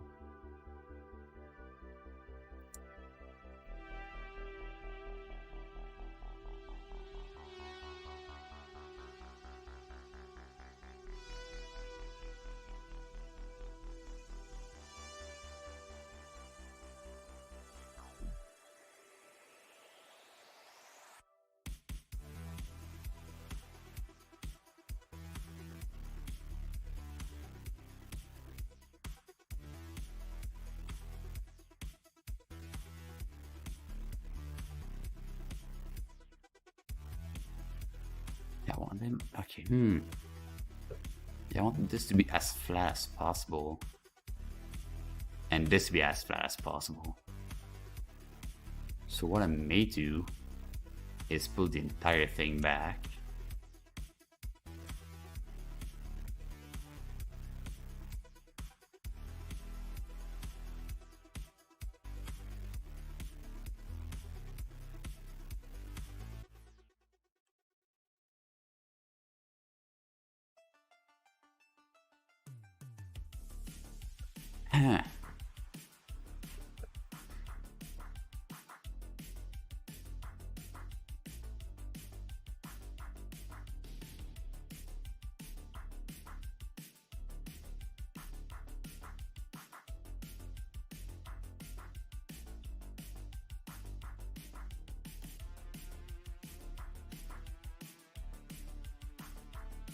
And why is it misaligned as well? And oh, it's just I moved it back. Okay. I'll try to move this a bit over here. No, wrong shortcut.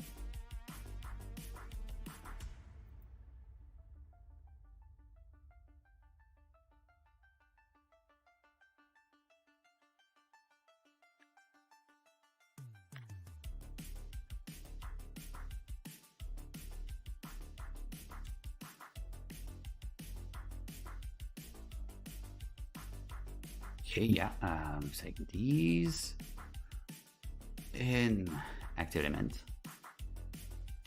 and skeleton there we go. Might be too far back though now.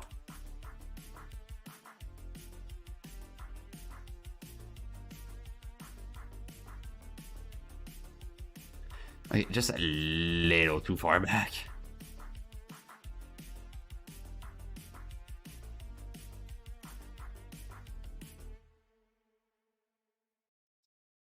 One. Let's try 0.7. No, 0.07.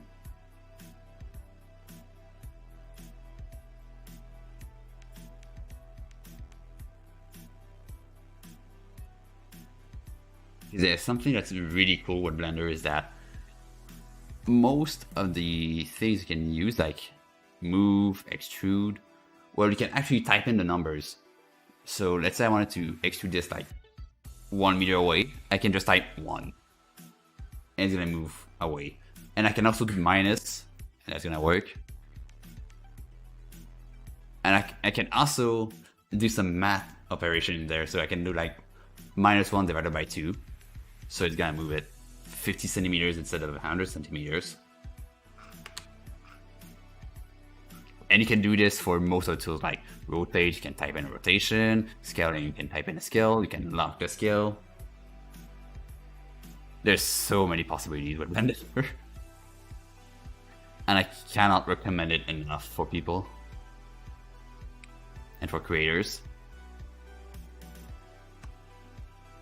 that don't have the budget for something like Maya or 3ds Max or Cinema 4D.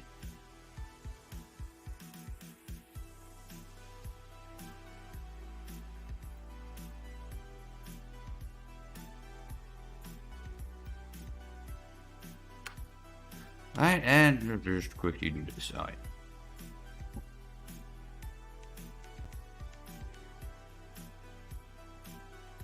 This is quite well aligned actually, bruh.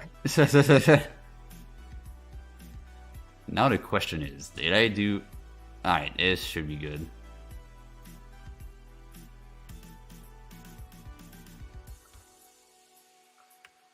Now we got it.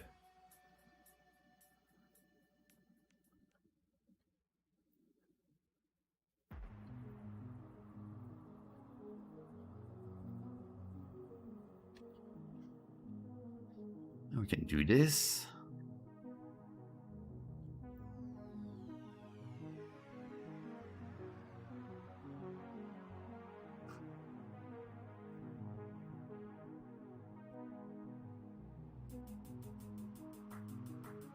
So we're starting to have a mechanical part. Mechanical talent. Yes.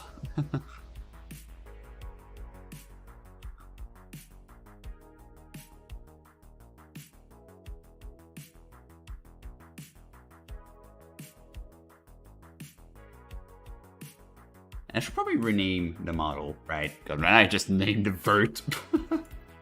Because we started from a vertex. So I'll name it as Rye.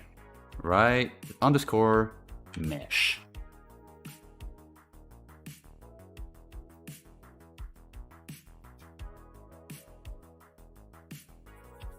Because, yeah, once we're going to be doing rigging and stuff, it's important to have a good naming structure as well. Because, yeah, you might get...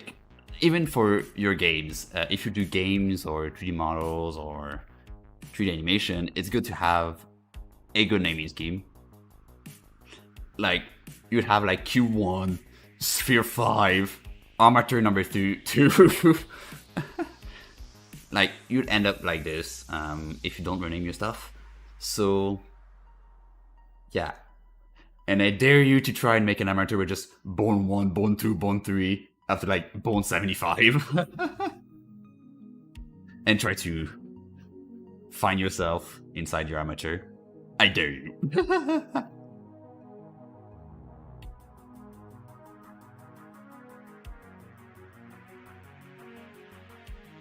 Almost 2 hours in. Well, time goes by so fast. I know I repeat myself, but it's so true.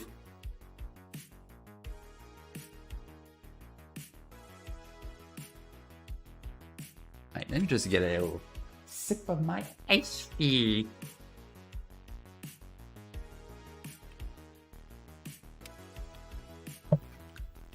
Delicious. Back to the model. Alright, so hit this. We'll do one extrude over here.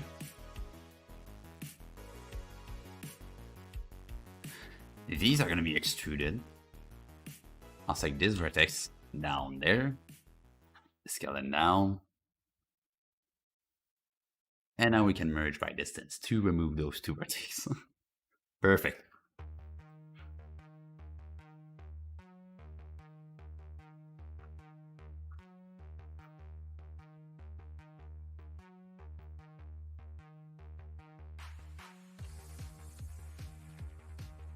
So the toes are going to be separate. I don't know if we want to do them splitted, just like the other paw. Like on this down in here, we did the fingers a bit separate. I don't know if we want to do the same for this. Like we might try, but I think it's going to be better if we do all of the fingers straight. It will give a more mechanical look.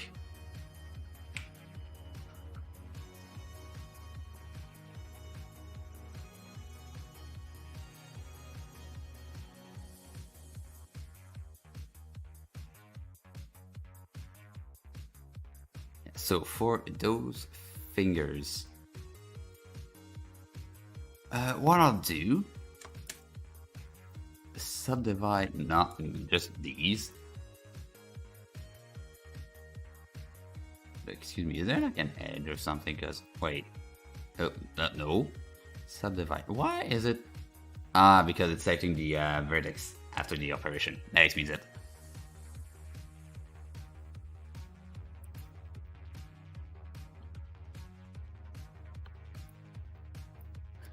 And I guess we can optimize it a little bit more.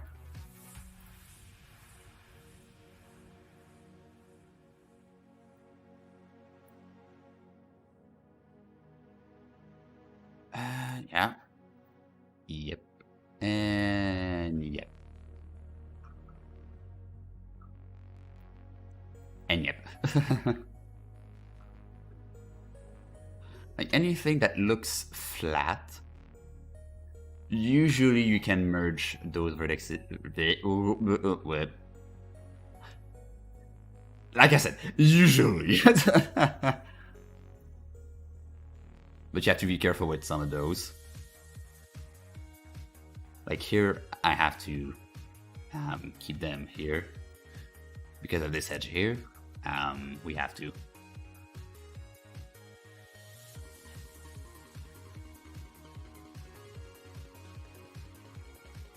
Same is gonna apply for this one here.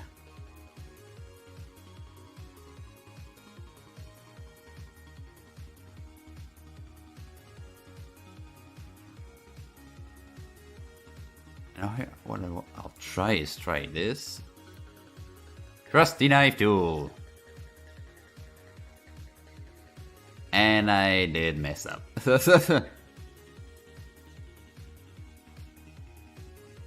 There we go.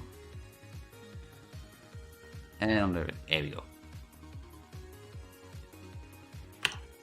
And now I think we can delete those. I'll do that one as well, do that one as well. What? And I just realized my thing is gonna be completely useless. You can try to do this.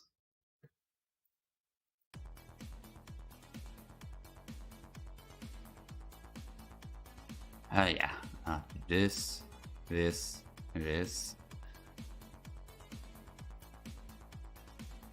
you go. And these ones, I'll merge over there. And these ones I'm gonna merge over there.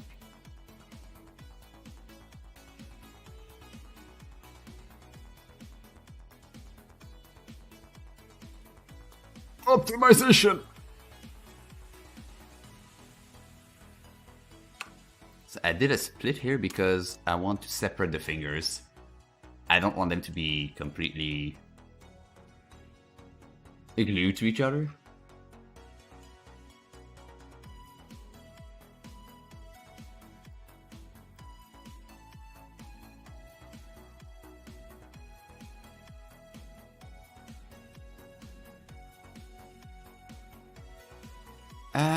that's gonna be aligned.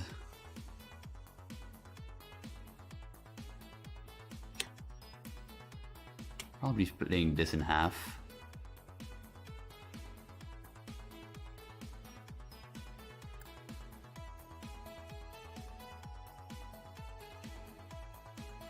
This up.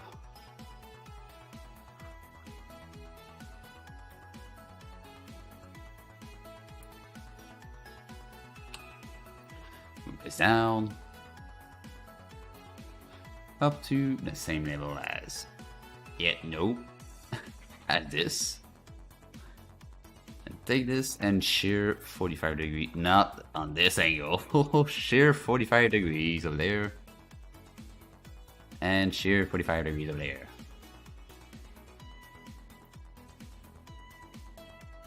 I can make a face here and make a face here. Well, edges.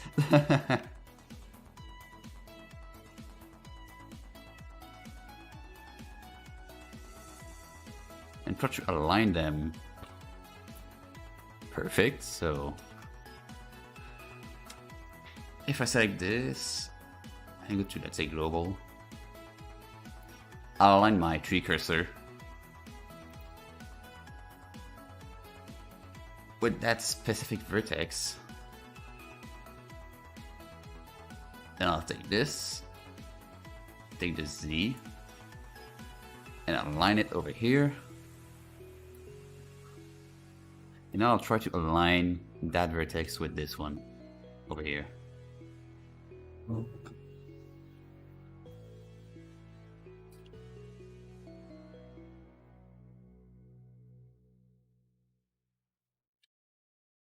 As best aligned as I can.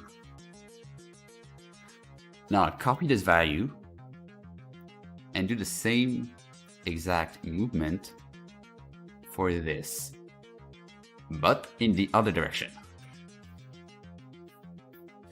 Okay, that's super cool that you can just, you don't have to click the value and then Control C, you can just hover with your mouse and then Control C.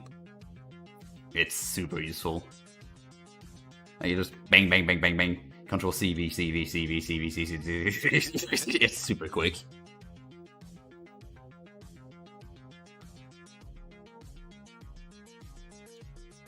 And there's a funsies. I guess I can try and copy this to the center. Median. Let me actually see if I say edge here in whatever median. I want this value and here. All right, yeah, now that's centered.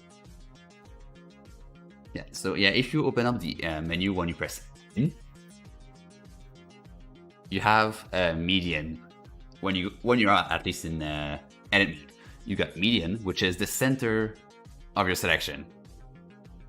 So what I did is took that edge in the center, copied the X of the median, select the entire thing I want to center, and then Control V the value, and now it is perfectly centered where I want. And now I guess I can take this and scale it down to align, make an edge and make an edge. Alright, so we got all the 3 slots for our fingers.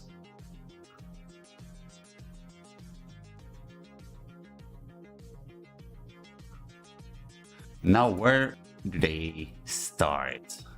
That's a question.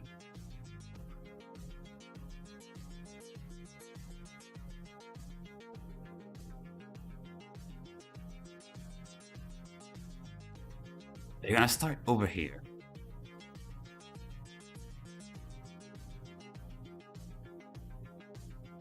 We should set all the edges.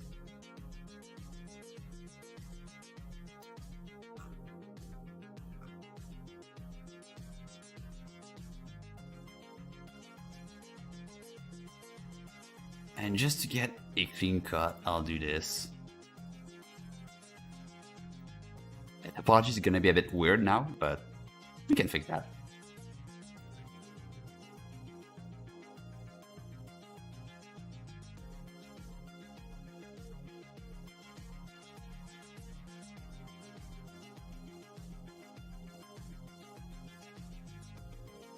There we go.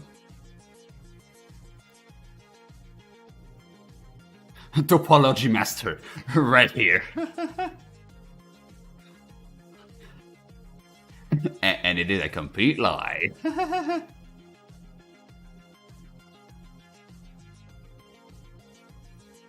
Thanks, Fred. Yeah, I really like the progress we've made so far.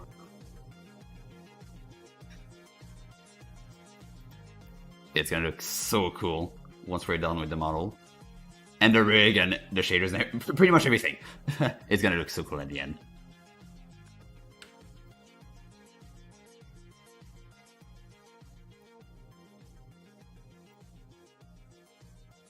Let me make some faces here.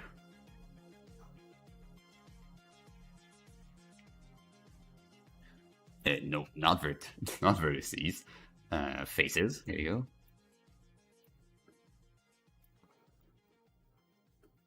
And obviously, there's some automation that we can still do, like these we can merge and stuff. But I think for now we'll try to finish the toes. Hopefully, we can do that in 50 minutes. Not sure though.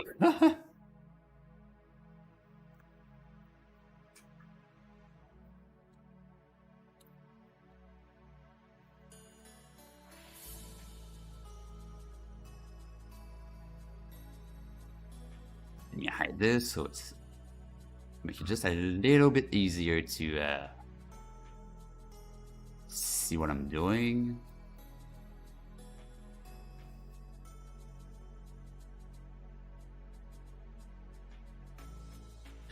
Merge at center and merge at center.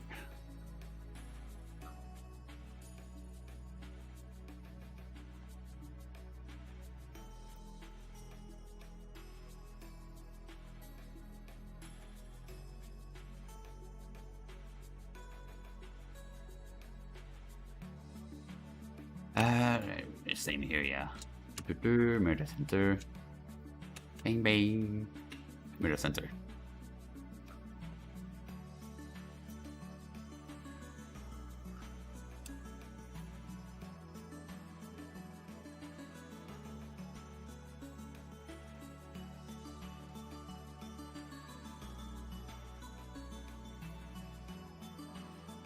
These is gonna be main powder. Thank you.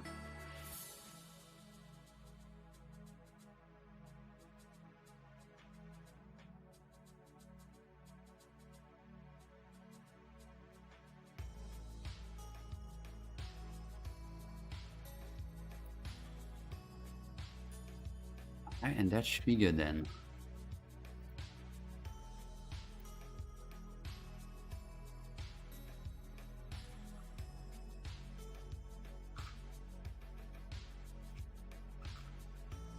We're gonna flat a little bit, just like on the sketch.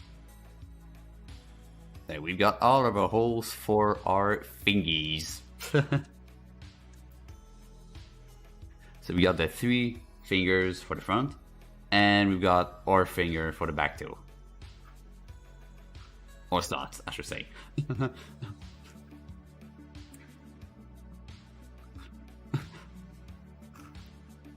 Just bring in some like 777, lucky 7. Slot machine, woo! Woo! It isn't. Is it? I know, it's just a lube that looks weird.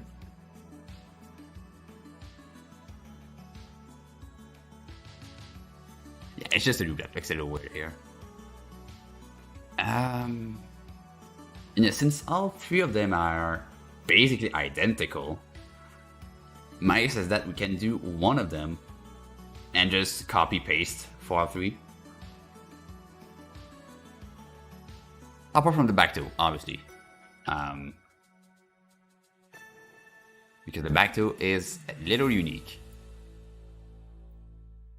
But we can copy the claw though. We can copy the nail.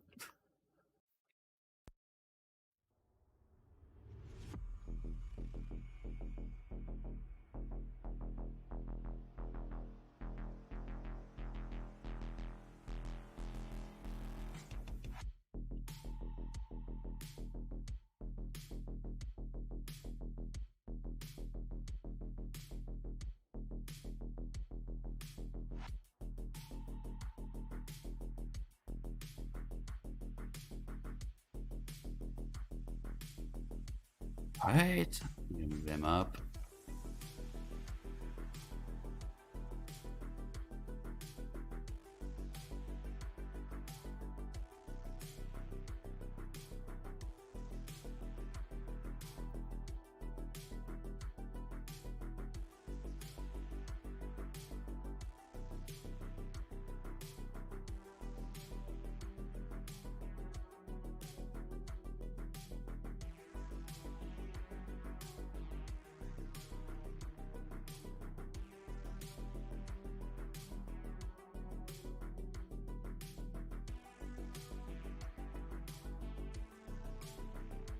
These are gonna be some strong talons. This and this, those two loops are gonna be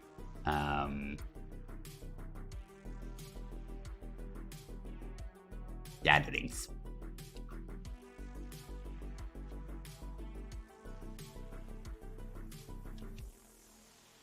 And I think that when you see this, like when you extrude from an empty face or an empty edge or an empty vertex, it takes the default material. And by default material, I mean the first material in your material slots. So in this case, the beak is in first, so it takes the beak material. As a proof, I can try and select the beak. It's like those.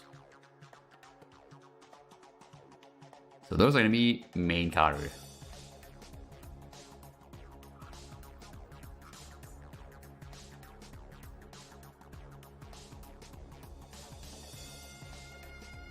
So for the claw, I will extrude those.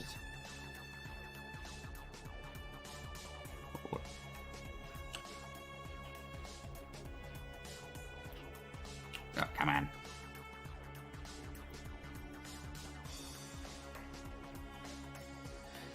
Yep. Take these. Active element. Yeah. That. And make them 45 degrees.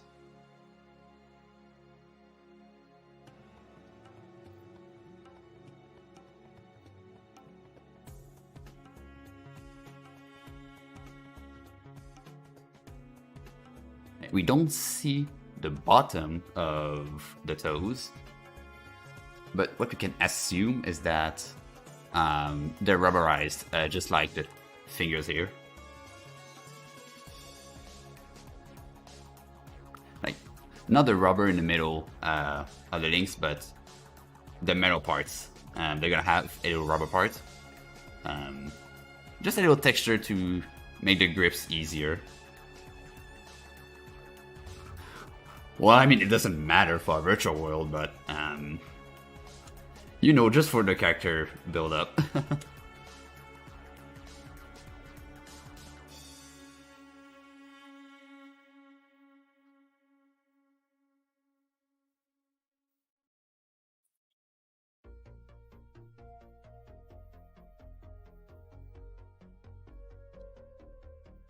I'm gonna have to subdivide this. Make my topology a bit weird, as usual.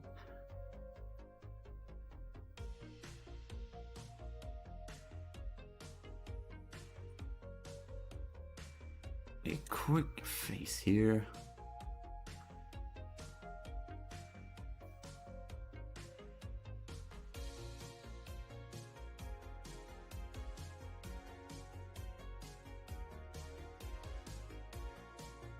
Actually, I don't really need this this edge. I can just. Ah, yeah, that's right. That's not gonna work. But individual, yeah, but. And go figure, now it works. Black charm. Okay.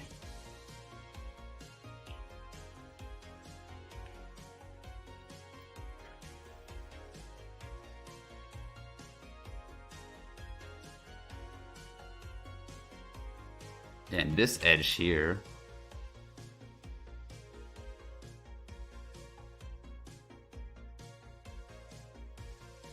is gonna go over here. I don't know where it is though. There you go.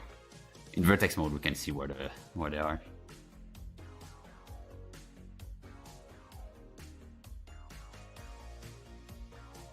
Let's move this one up. I said, let's move this one up.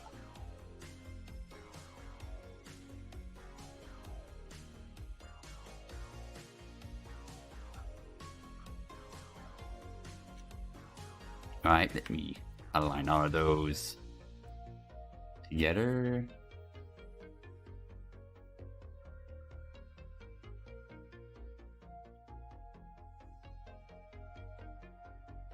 And can we try and merge? No.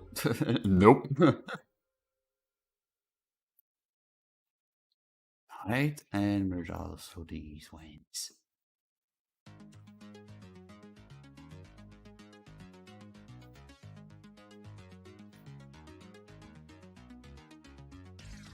So this is going to be a claw.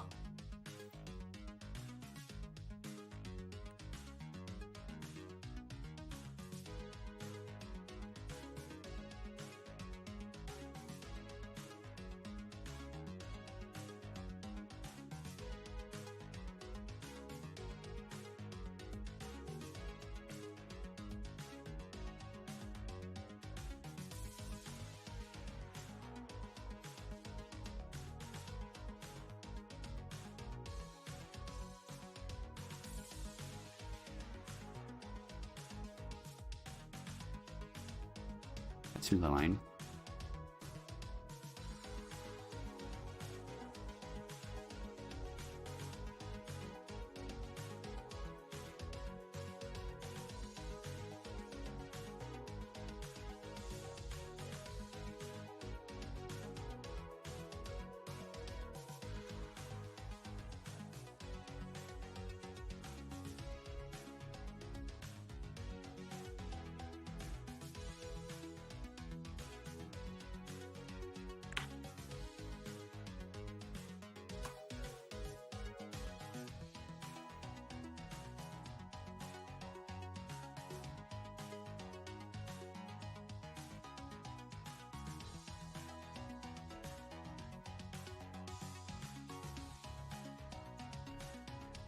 There you go. That's gonna be the base shape.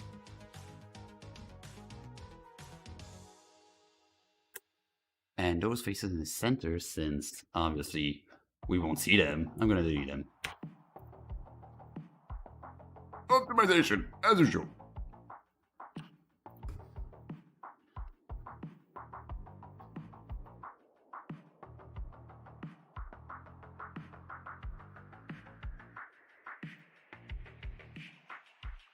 Alright.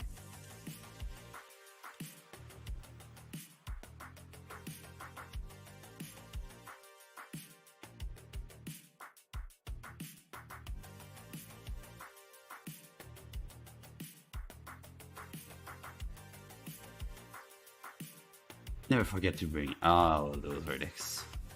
All those vertices.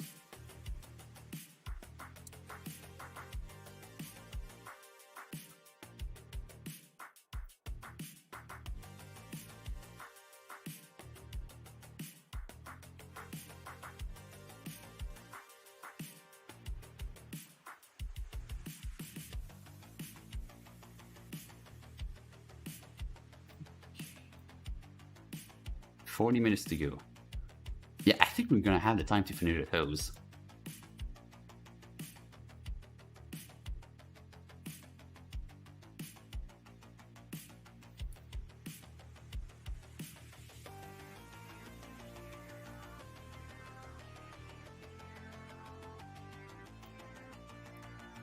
We need a new material now.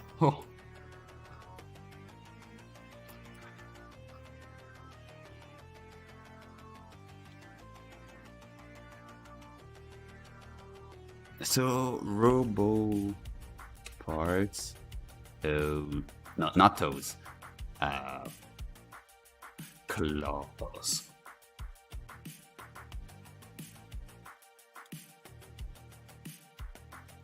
And let me just rename my materials. Even though we're gonna delete all of them, and and merge everything into one single material. Well, two, because the links, like the blue links, are gonna have to be separate because of the transparent. So we need two materials.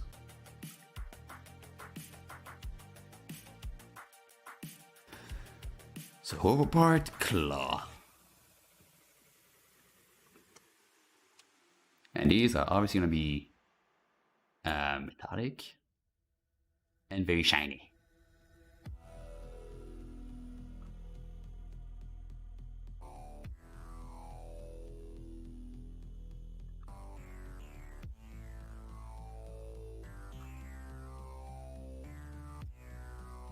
I mean, I could have made them silver, but I mean, silver is not exactly white. It's like gray, grayish.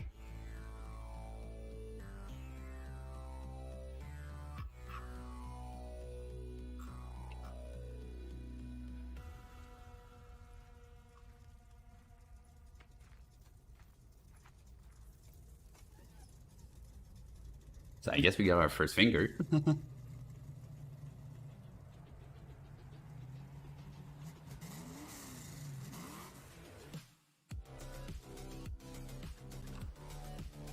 Yes, this finger, I'll just dupe it. Well, before duplicating it, I'll get the median of this.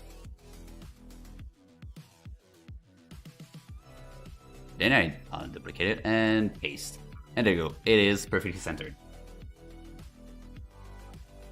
And I can scale it down the other way just to mirror it. And I can place it.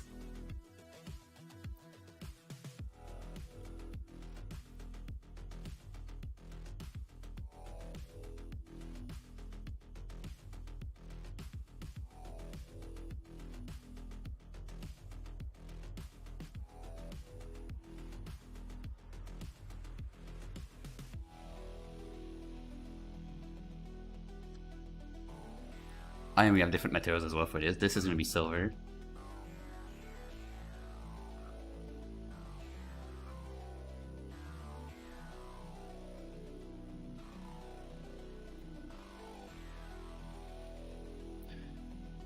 Oh, whoops. I just realized.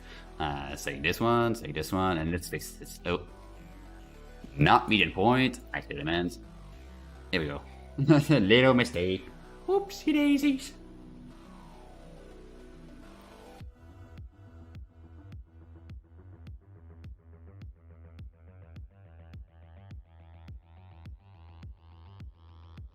I'll just separate these.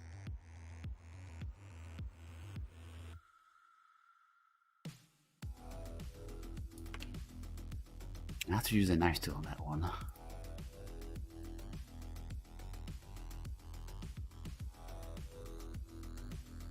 And then merge this with this and this with this.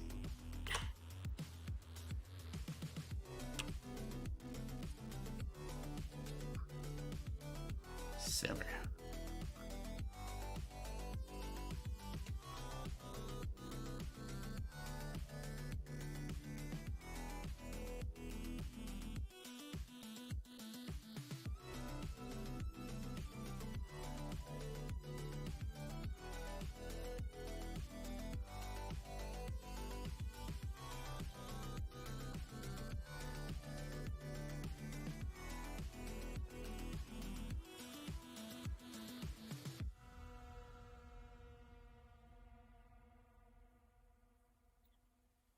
All right.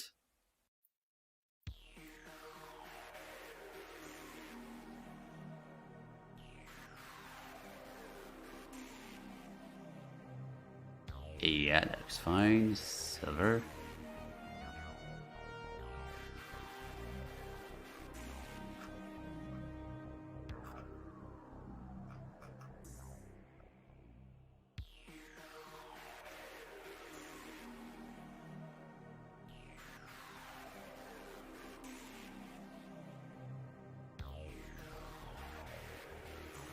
I have to merge it to center though. Yeah. Merge at center, merge at center.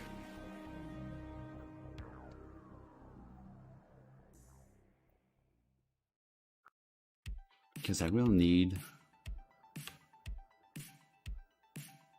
to cut like this. And I put this one cut like this. Did it cut? No, that's it. No, it didn't cut. Alright, darn. I'll go from the bottom then.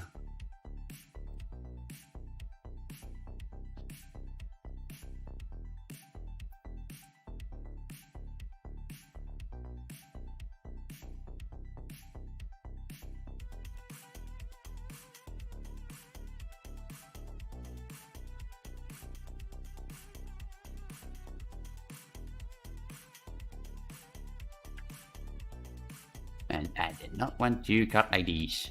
Alright. We'll have to split this the old-fashioned way. I probably should have done that from the very beginning.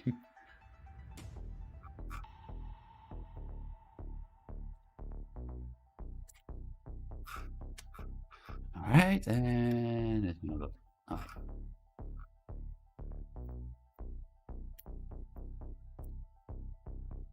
Also, quick shortcut. I don't want to delete this face and redo those two faces separate, so I'll just press Ctrl T. There we go. What Ctrl T does is it auto triangulate your faces, making some parts of the job way easier.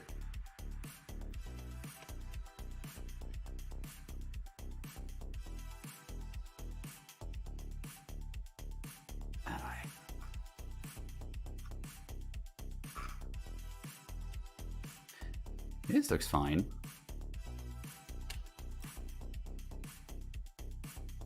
Oh, I need to merge this, so merge at last, and merge at last. In terms of the top part here, yeah, we can merge these. Can merge these. These I cannot do anything. And these are all done. Right, and here I can quickly do this and bridge. But there's just one catch, is that I won't do it like this entirely. I will be extruding this. It's just a little tiny bit this way. Or should I? Yeah, just a little bit.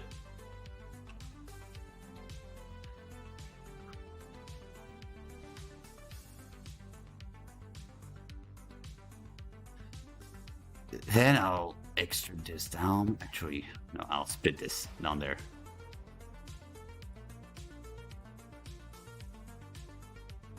Scale this. Scale this.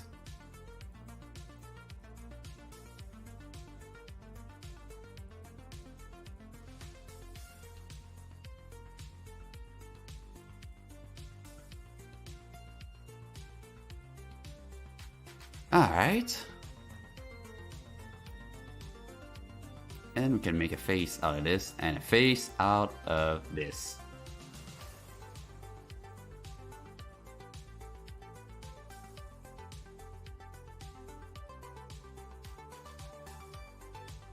And I have to obviously delete because that's not an edit loop. Take this, face. No, not face. The bridge. Here we go. Because yeah, why I do this? Because as you can see on the sketch, the rubber part doesn't actually go all the way up.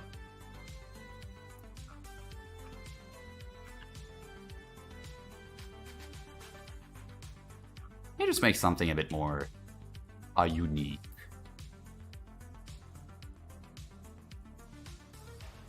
You can just add a little pattern. You try just doing this.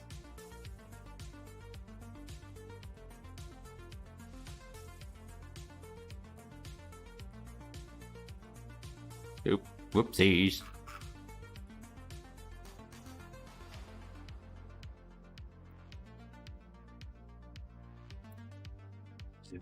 Alright.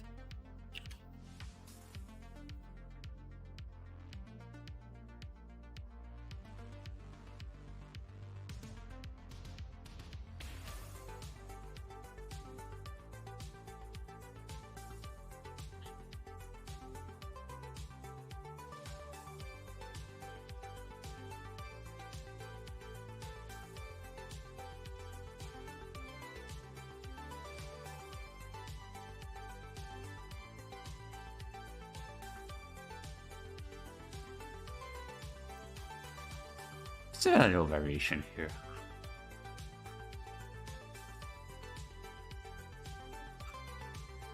Let's just see.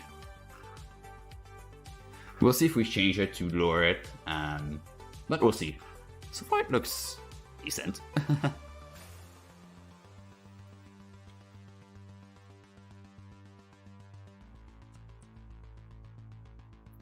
So yeah, I guess we can start. Oh yeah, first off, this part. Rubber.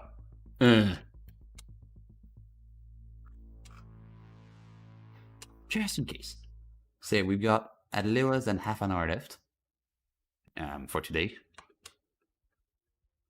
So if it's not already done, you can give us a little follow. I do this stream every single Saturday for 2 hours.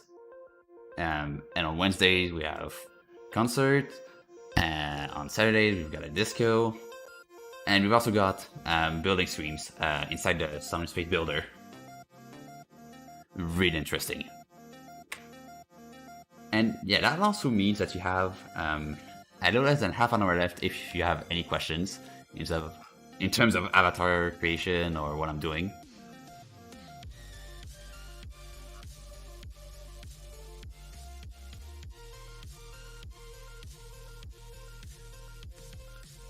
But if you miss your chance to ask questions or you don't have any today, well, I mean, every single Saturday you can ask me questions. Saturday, I don't know my days. Every single Sunday, and when I do this stream, you can ask me questions.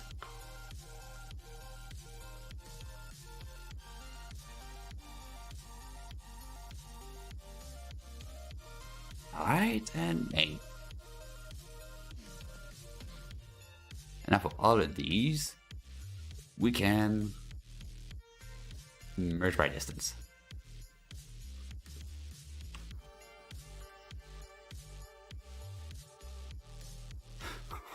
Thick boy.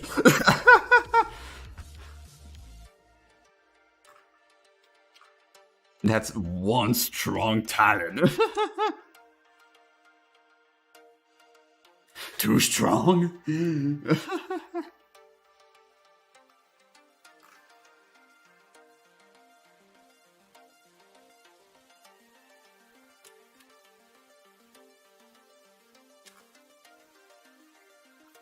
Yeah, I might just take some of these and make them a little lower, because this is a little too high for my tastes.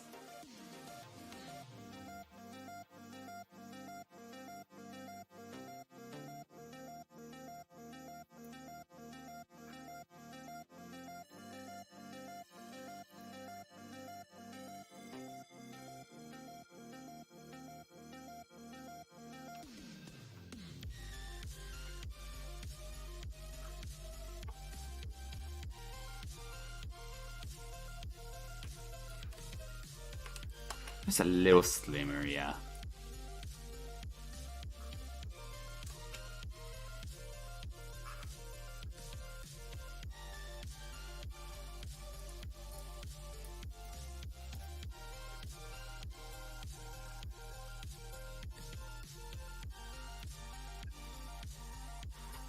Actually, all of these I'm gonna not split. Right up. Here we go.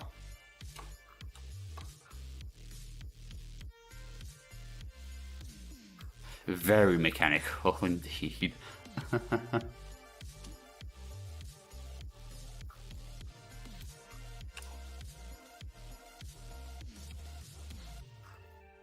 what next? So, yeah, in theory, we're done with the base mesh. In theory. But I'd want to add maybe some more details. And also, we're not even done with the mesh because we also have the hoodie to make and the pants. Oh yeah, and the mechanical feather on the tail. So we still have a long way to go, even though we're done with the main part of the model. Which still looks cool, don't get me wrong. But we have a long way to go.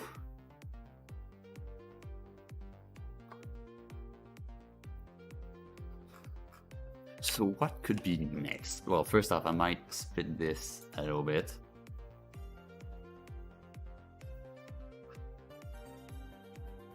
Just so it bends well. Same here.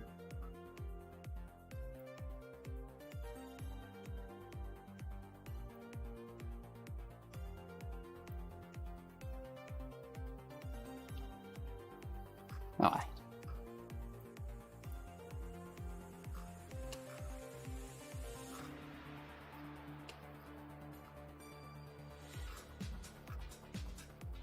We'll see. This was a bit too much, but we'll see, because this is gonna bend a lot, that's for sure.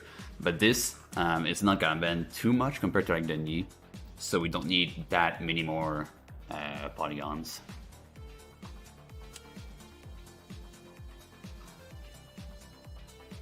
Right, what can we do in 20 minutes?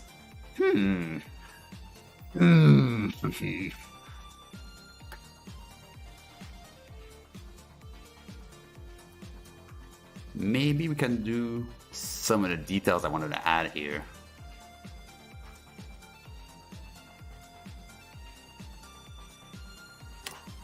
Yeah, let's try this. I want to try maybe this whole section here.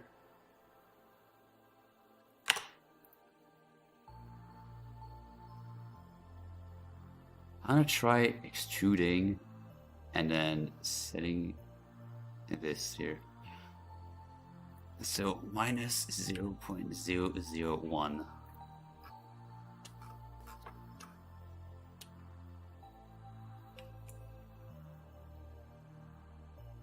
I'll try this with all of these.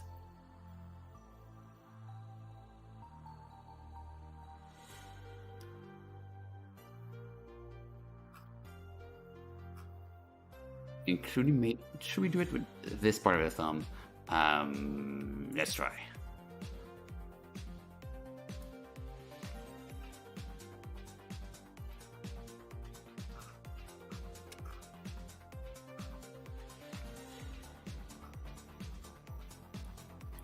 Yeah, just that little rim. You now just have to go set the correct material for all these.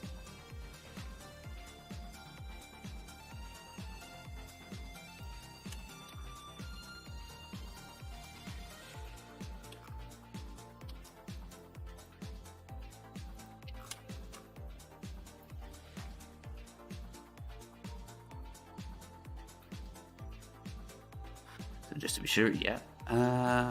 Silver.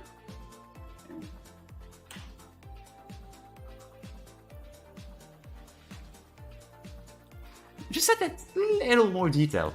And in terms of the texture on it, because if we go look at the texture, you see a little bit of like there's like a gradient going from darker to lighter to darker. That we can do with a texture. And I've got an idea on how we can actually make this correctly. Like, to be honest, the texture we're gonna use, we don't need it to be like 496 by 496 pixels. We may probably just need something like 512 512, or at max 1024 by 1024. Because yeah, this avatar doesn't need a lot of textures. Apart from the logo in the back of the hoodie, we don't really need a lot of textures.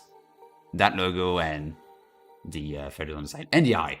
Like the eye we can also do on the same texture. So maybe 1024 by 1024, I feel like that, yeah. well, we'll see anyway. Since it's flat colors, they're so simple that even if we did something like 496 by 496, the file size would be super small. But it doesn't change the fact that the VRAM has to load it, so we still have to make the texture as small as possible in terms of resolution. Because it's not the file size that matters, it's really the resolution itself. Well, the file size matters a little bit, but mostly the resolution in terms of games.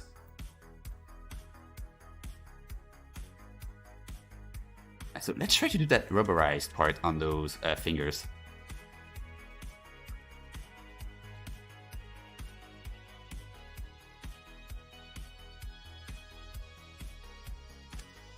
So how would it do? Okay, so that's the front indeed.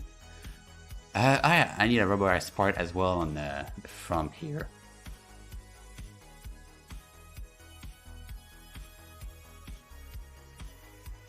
But I'll first do the fingers because they're a bit easier.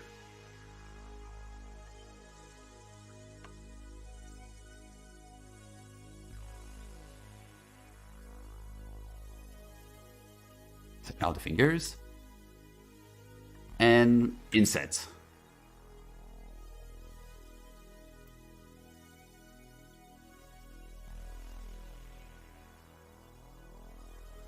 And we can add another material. I'll call it grip, because this is kind of like a grip that you'd find on a skateboard. Like, it's the same principle. It's used to grip better on stuff. Kind of like when you're wearing gloves, like medical gloves, and you have trouble grabbing on stuff because it's so slippery. Well, actually, on some kinds of gloves, it's harder. But here, it's smooth metal. So obviously, stuff is going to slide out very easily off this. So having a grip is going to help a lot in terms of the character building. And I guess we can do a little extrude as well. Like very small extrude. No, actually, not an extrude. Wait, I'll try this. We'll try an inset. Not that kind of inset. Inset, and then extrude just a little bit.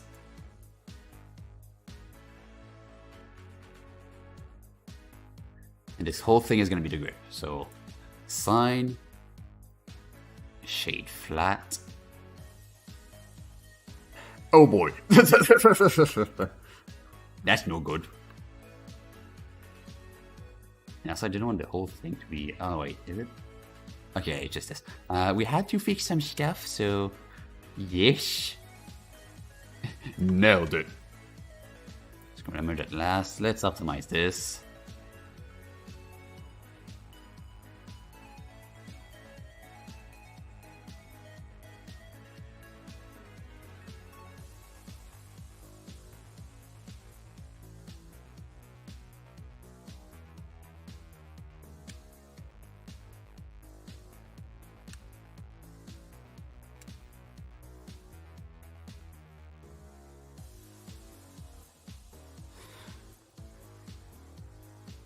That music be pumping though.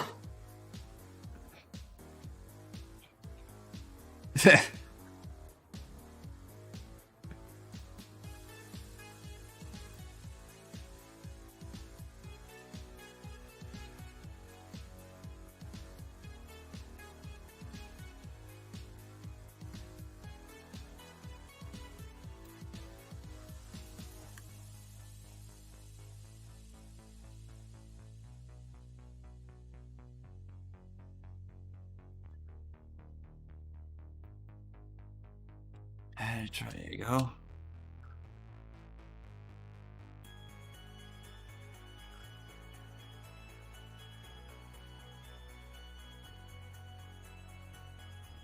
Here we go.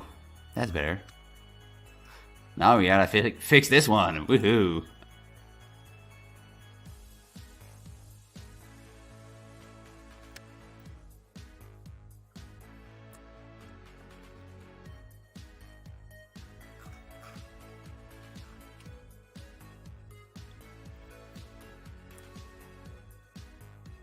So this is gonna be the rubberized part, so I'll turn down the material.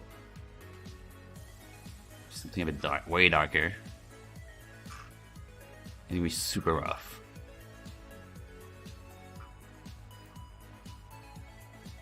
And what happened there? What happened there?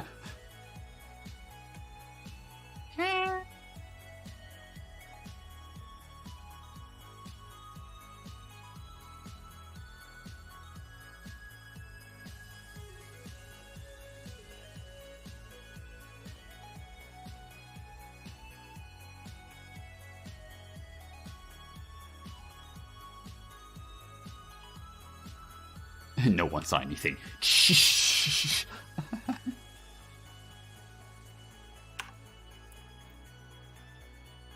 Add the dissolve edge. Here you go.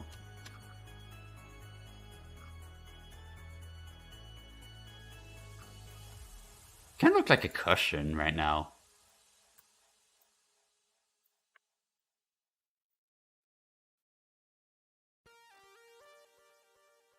Maybe I went a little too far with mindset. It was maybe a little too far.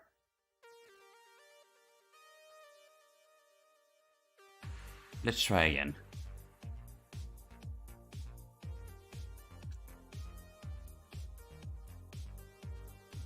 But this time just a little bit instead. Not much. What was happening there? Oh, that explains it.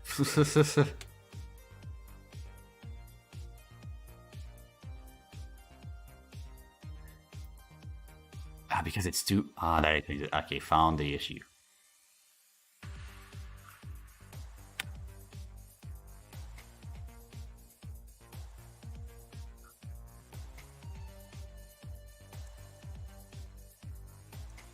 I'll measure also these quick.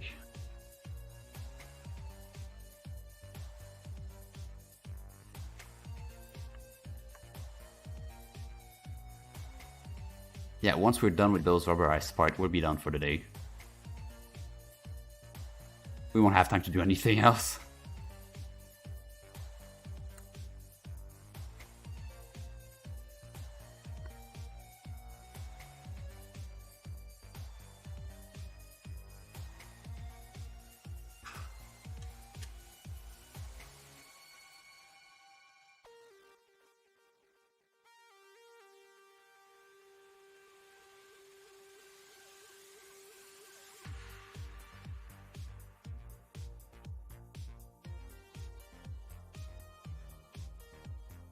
Man, I love synthwave. It's so relaxing.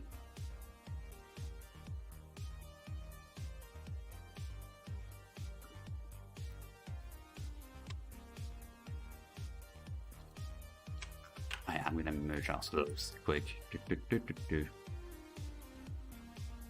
Well, time to take back our vertices or faces again.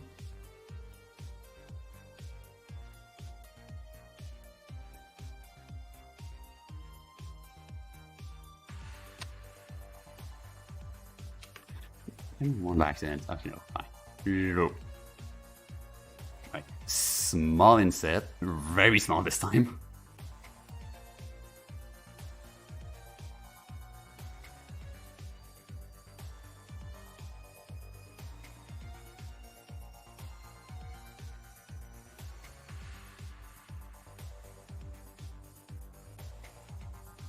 Alright, grip, assign.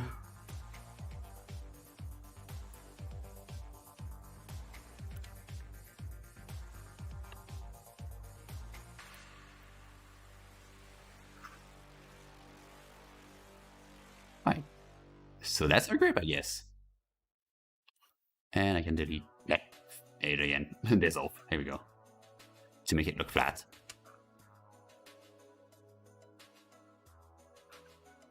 So he's got some grip now. And all we now for the end grip is the front here. I think I'm actually gonna do the grip for below the toes first, because he's gonna need some grip over there as well.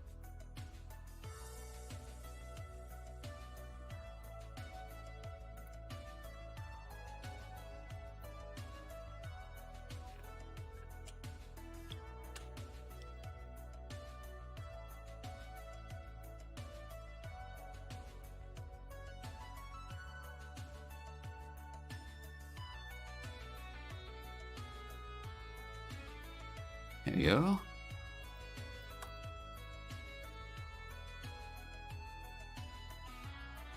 I can do some quick optimization.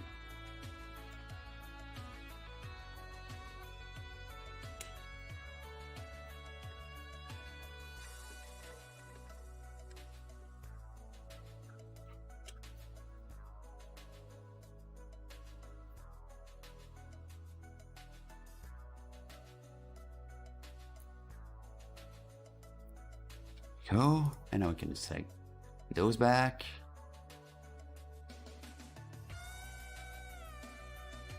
Set the material to be grip.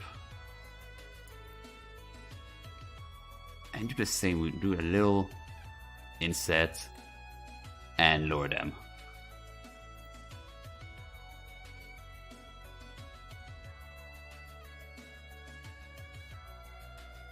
Shade flat. So now he's got some grip under the his foot as well.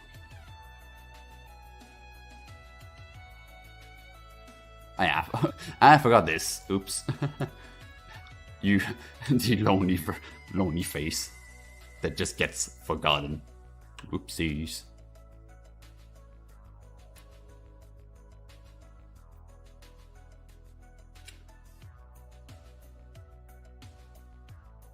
I think the inside is a little too far though.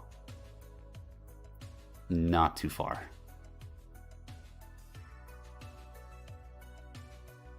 This is gonna still be a little flat because it's under the foot. Big flat. Right.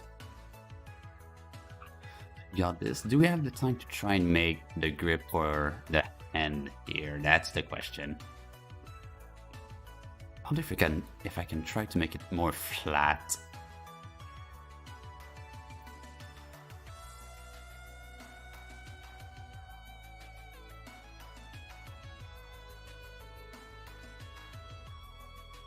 This is still the palm of the hand, so he needs to have some kind of grip.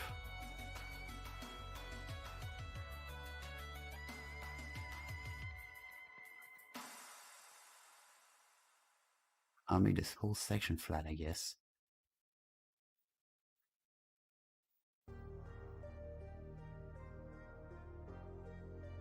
Can I? I don't think I can really.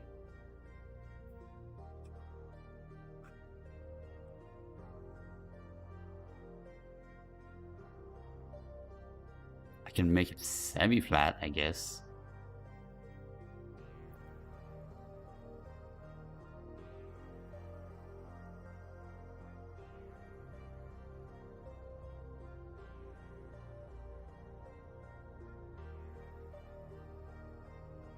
Something like this is flat enough, I'd say.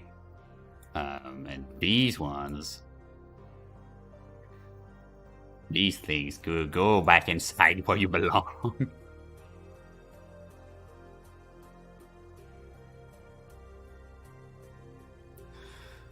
Alright, let's see how it's made. I guess we can, since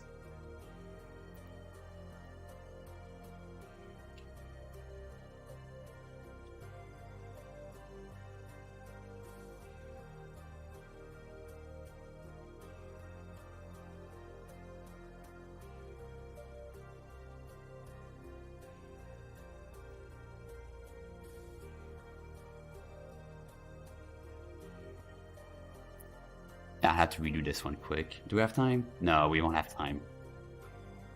So I think, yeah, next time we'll try to fix the hand, the palm, so we can fit the grip better.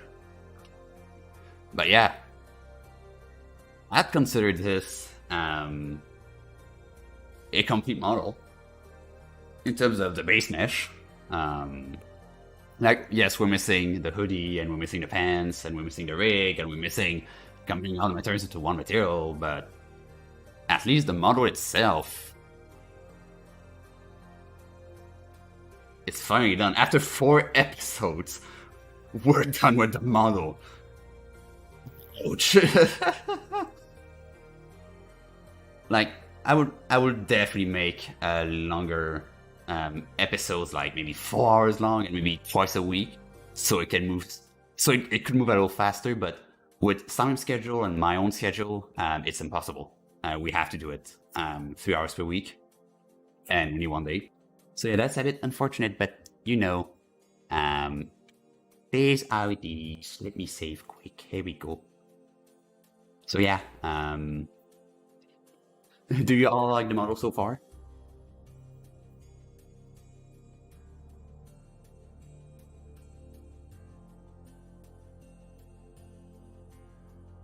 I see a cool in the chat.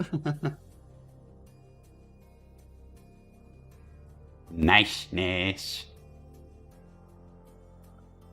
So yeah, hopefully you enjoyed the stream. So yeah, next week we'll try to just finish up the palm, and we may start. I guess there's still some details to add on the fingers, but we may start on the clothing, because this is gonna be the hardest part to be able to rig.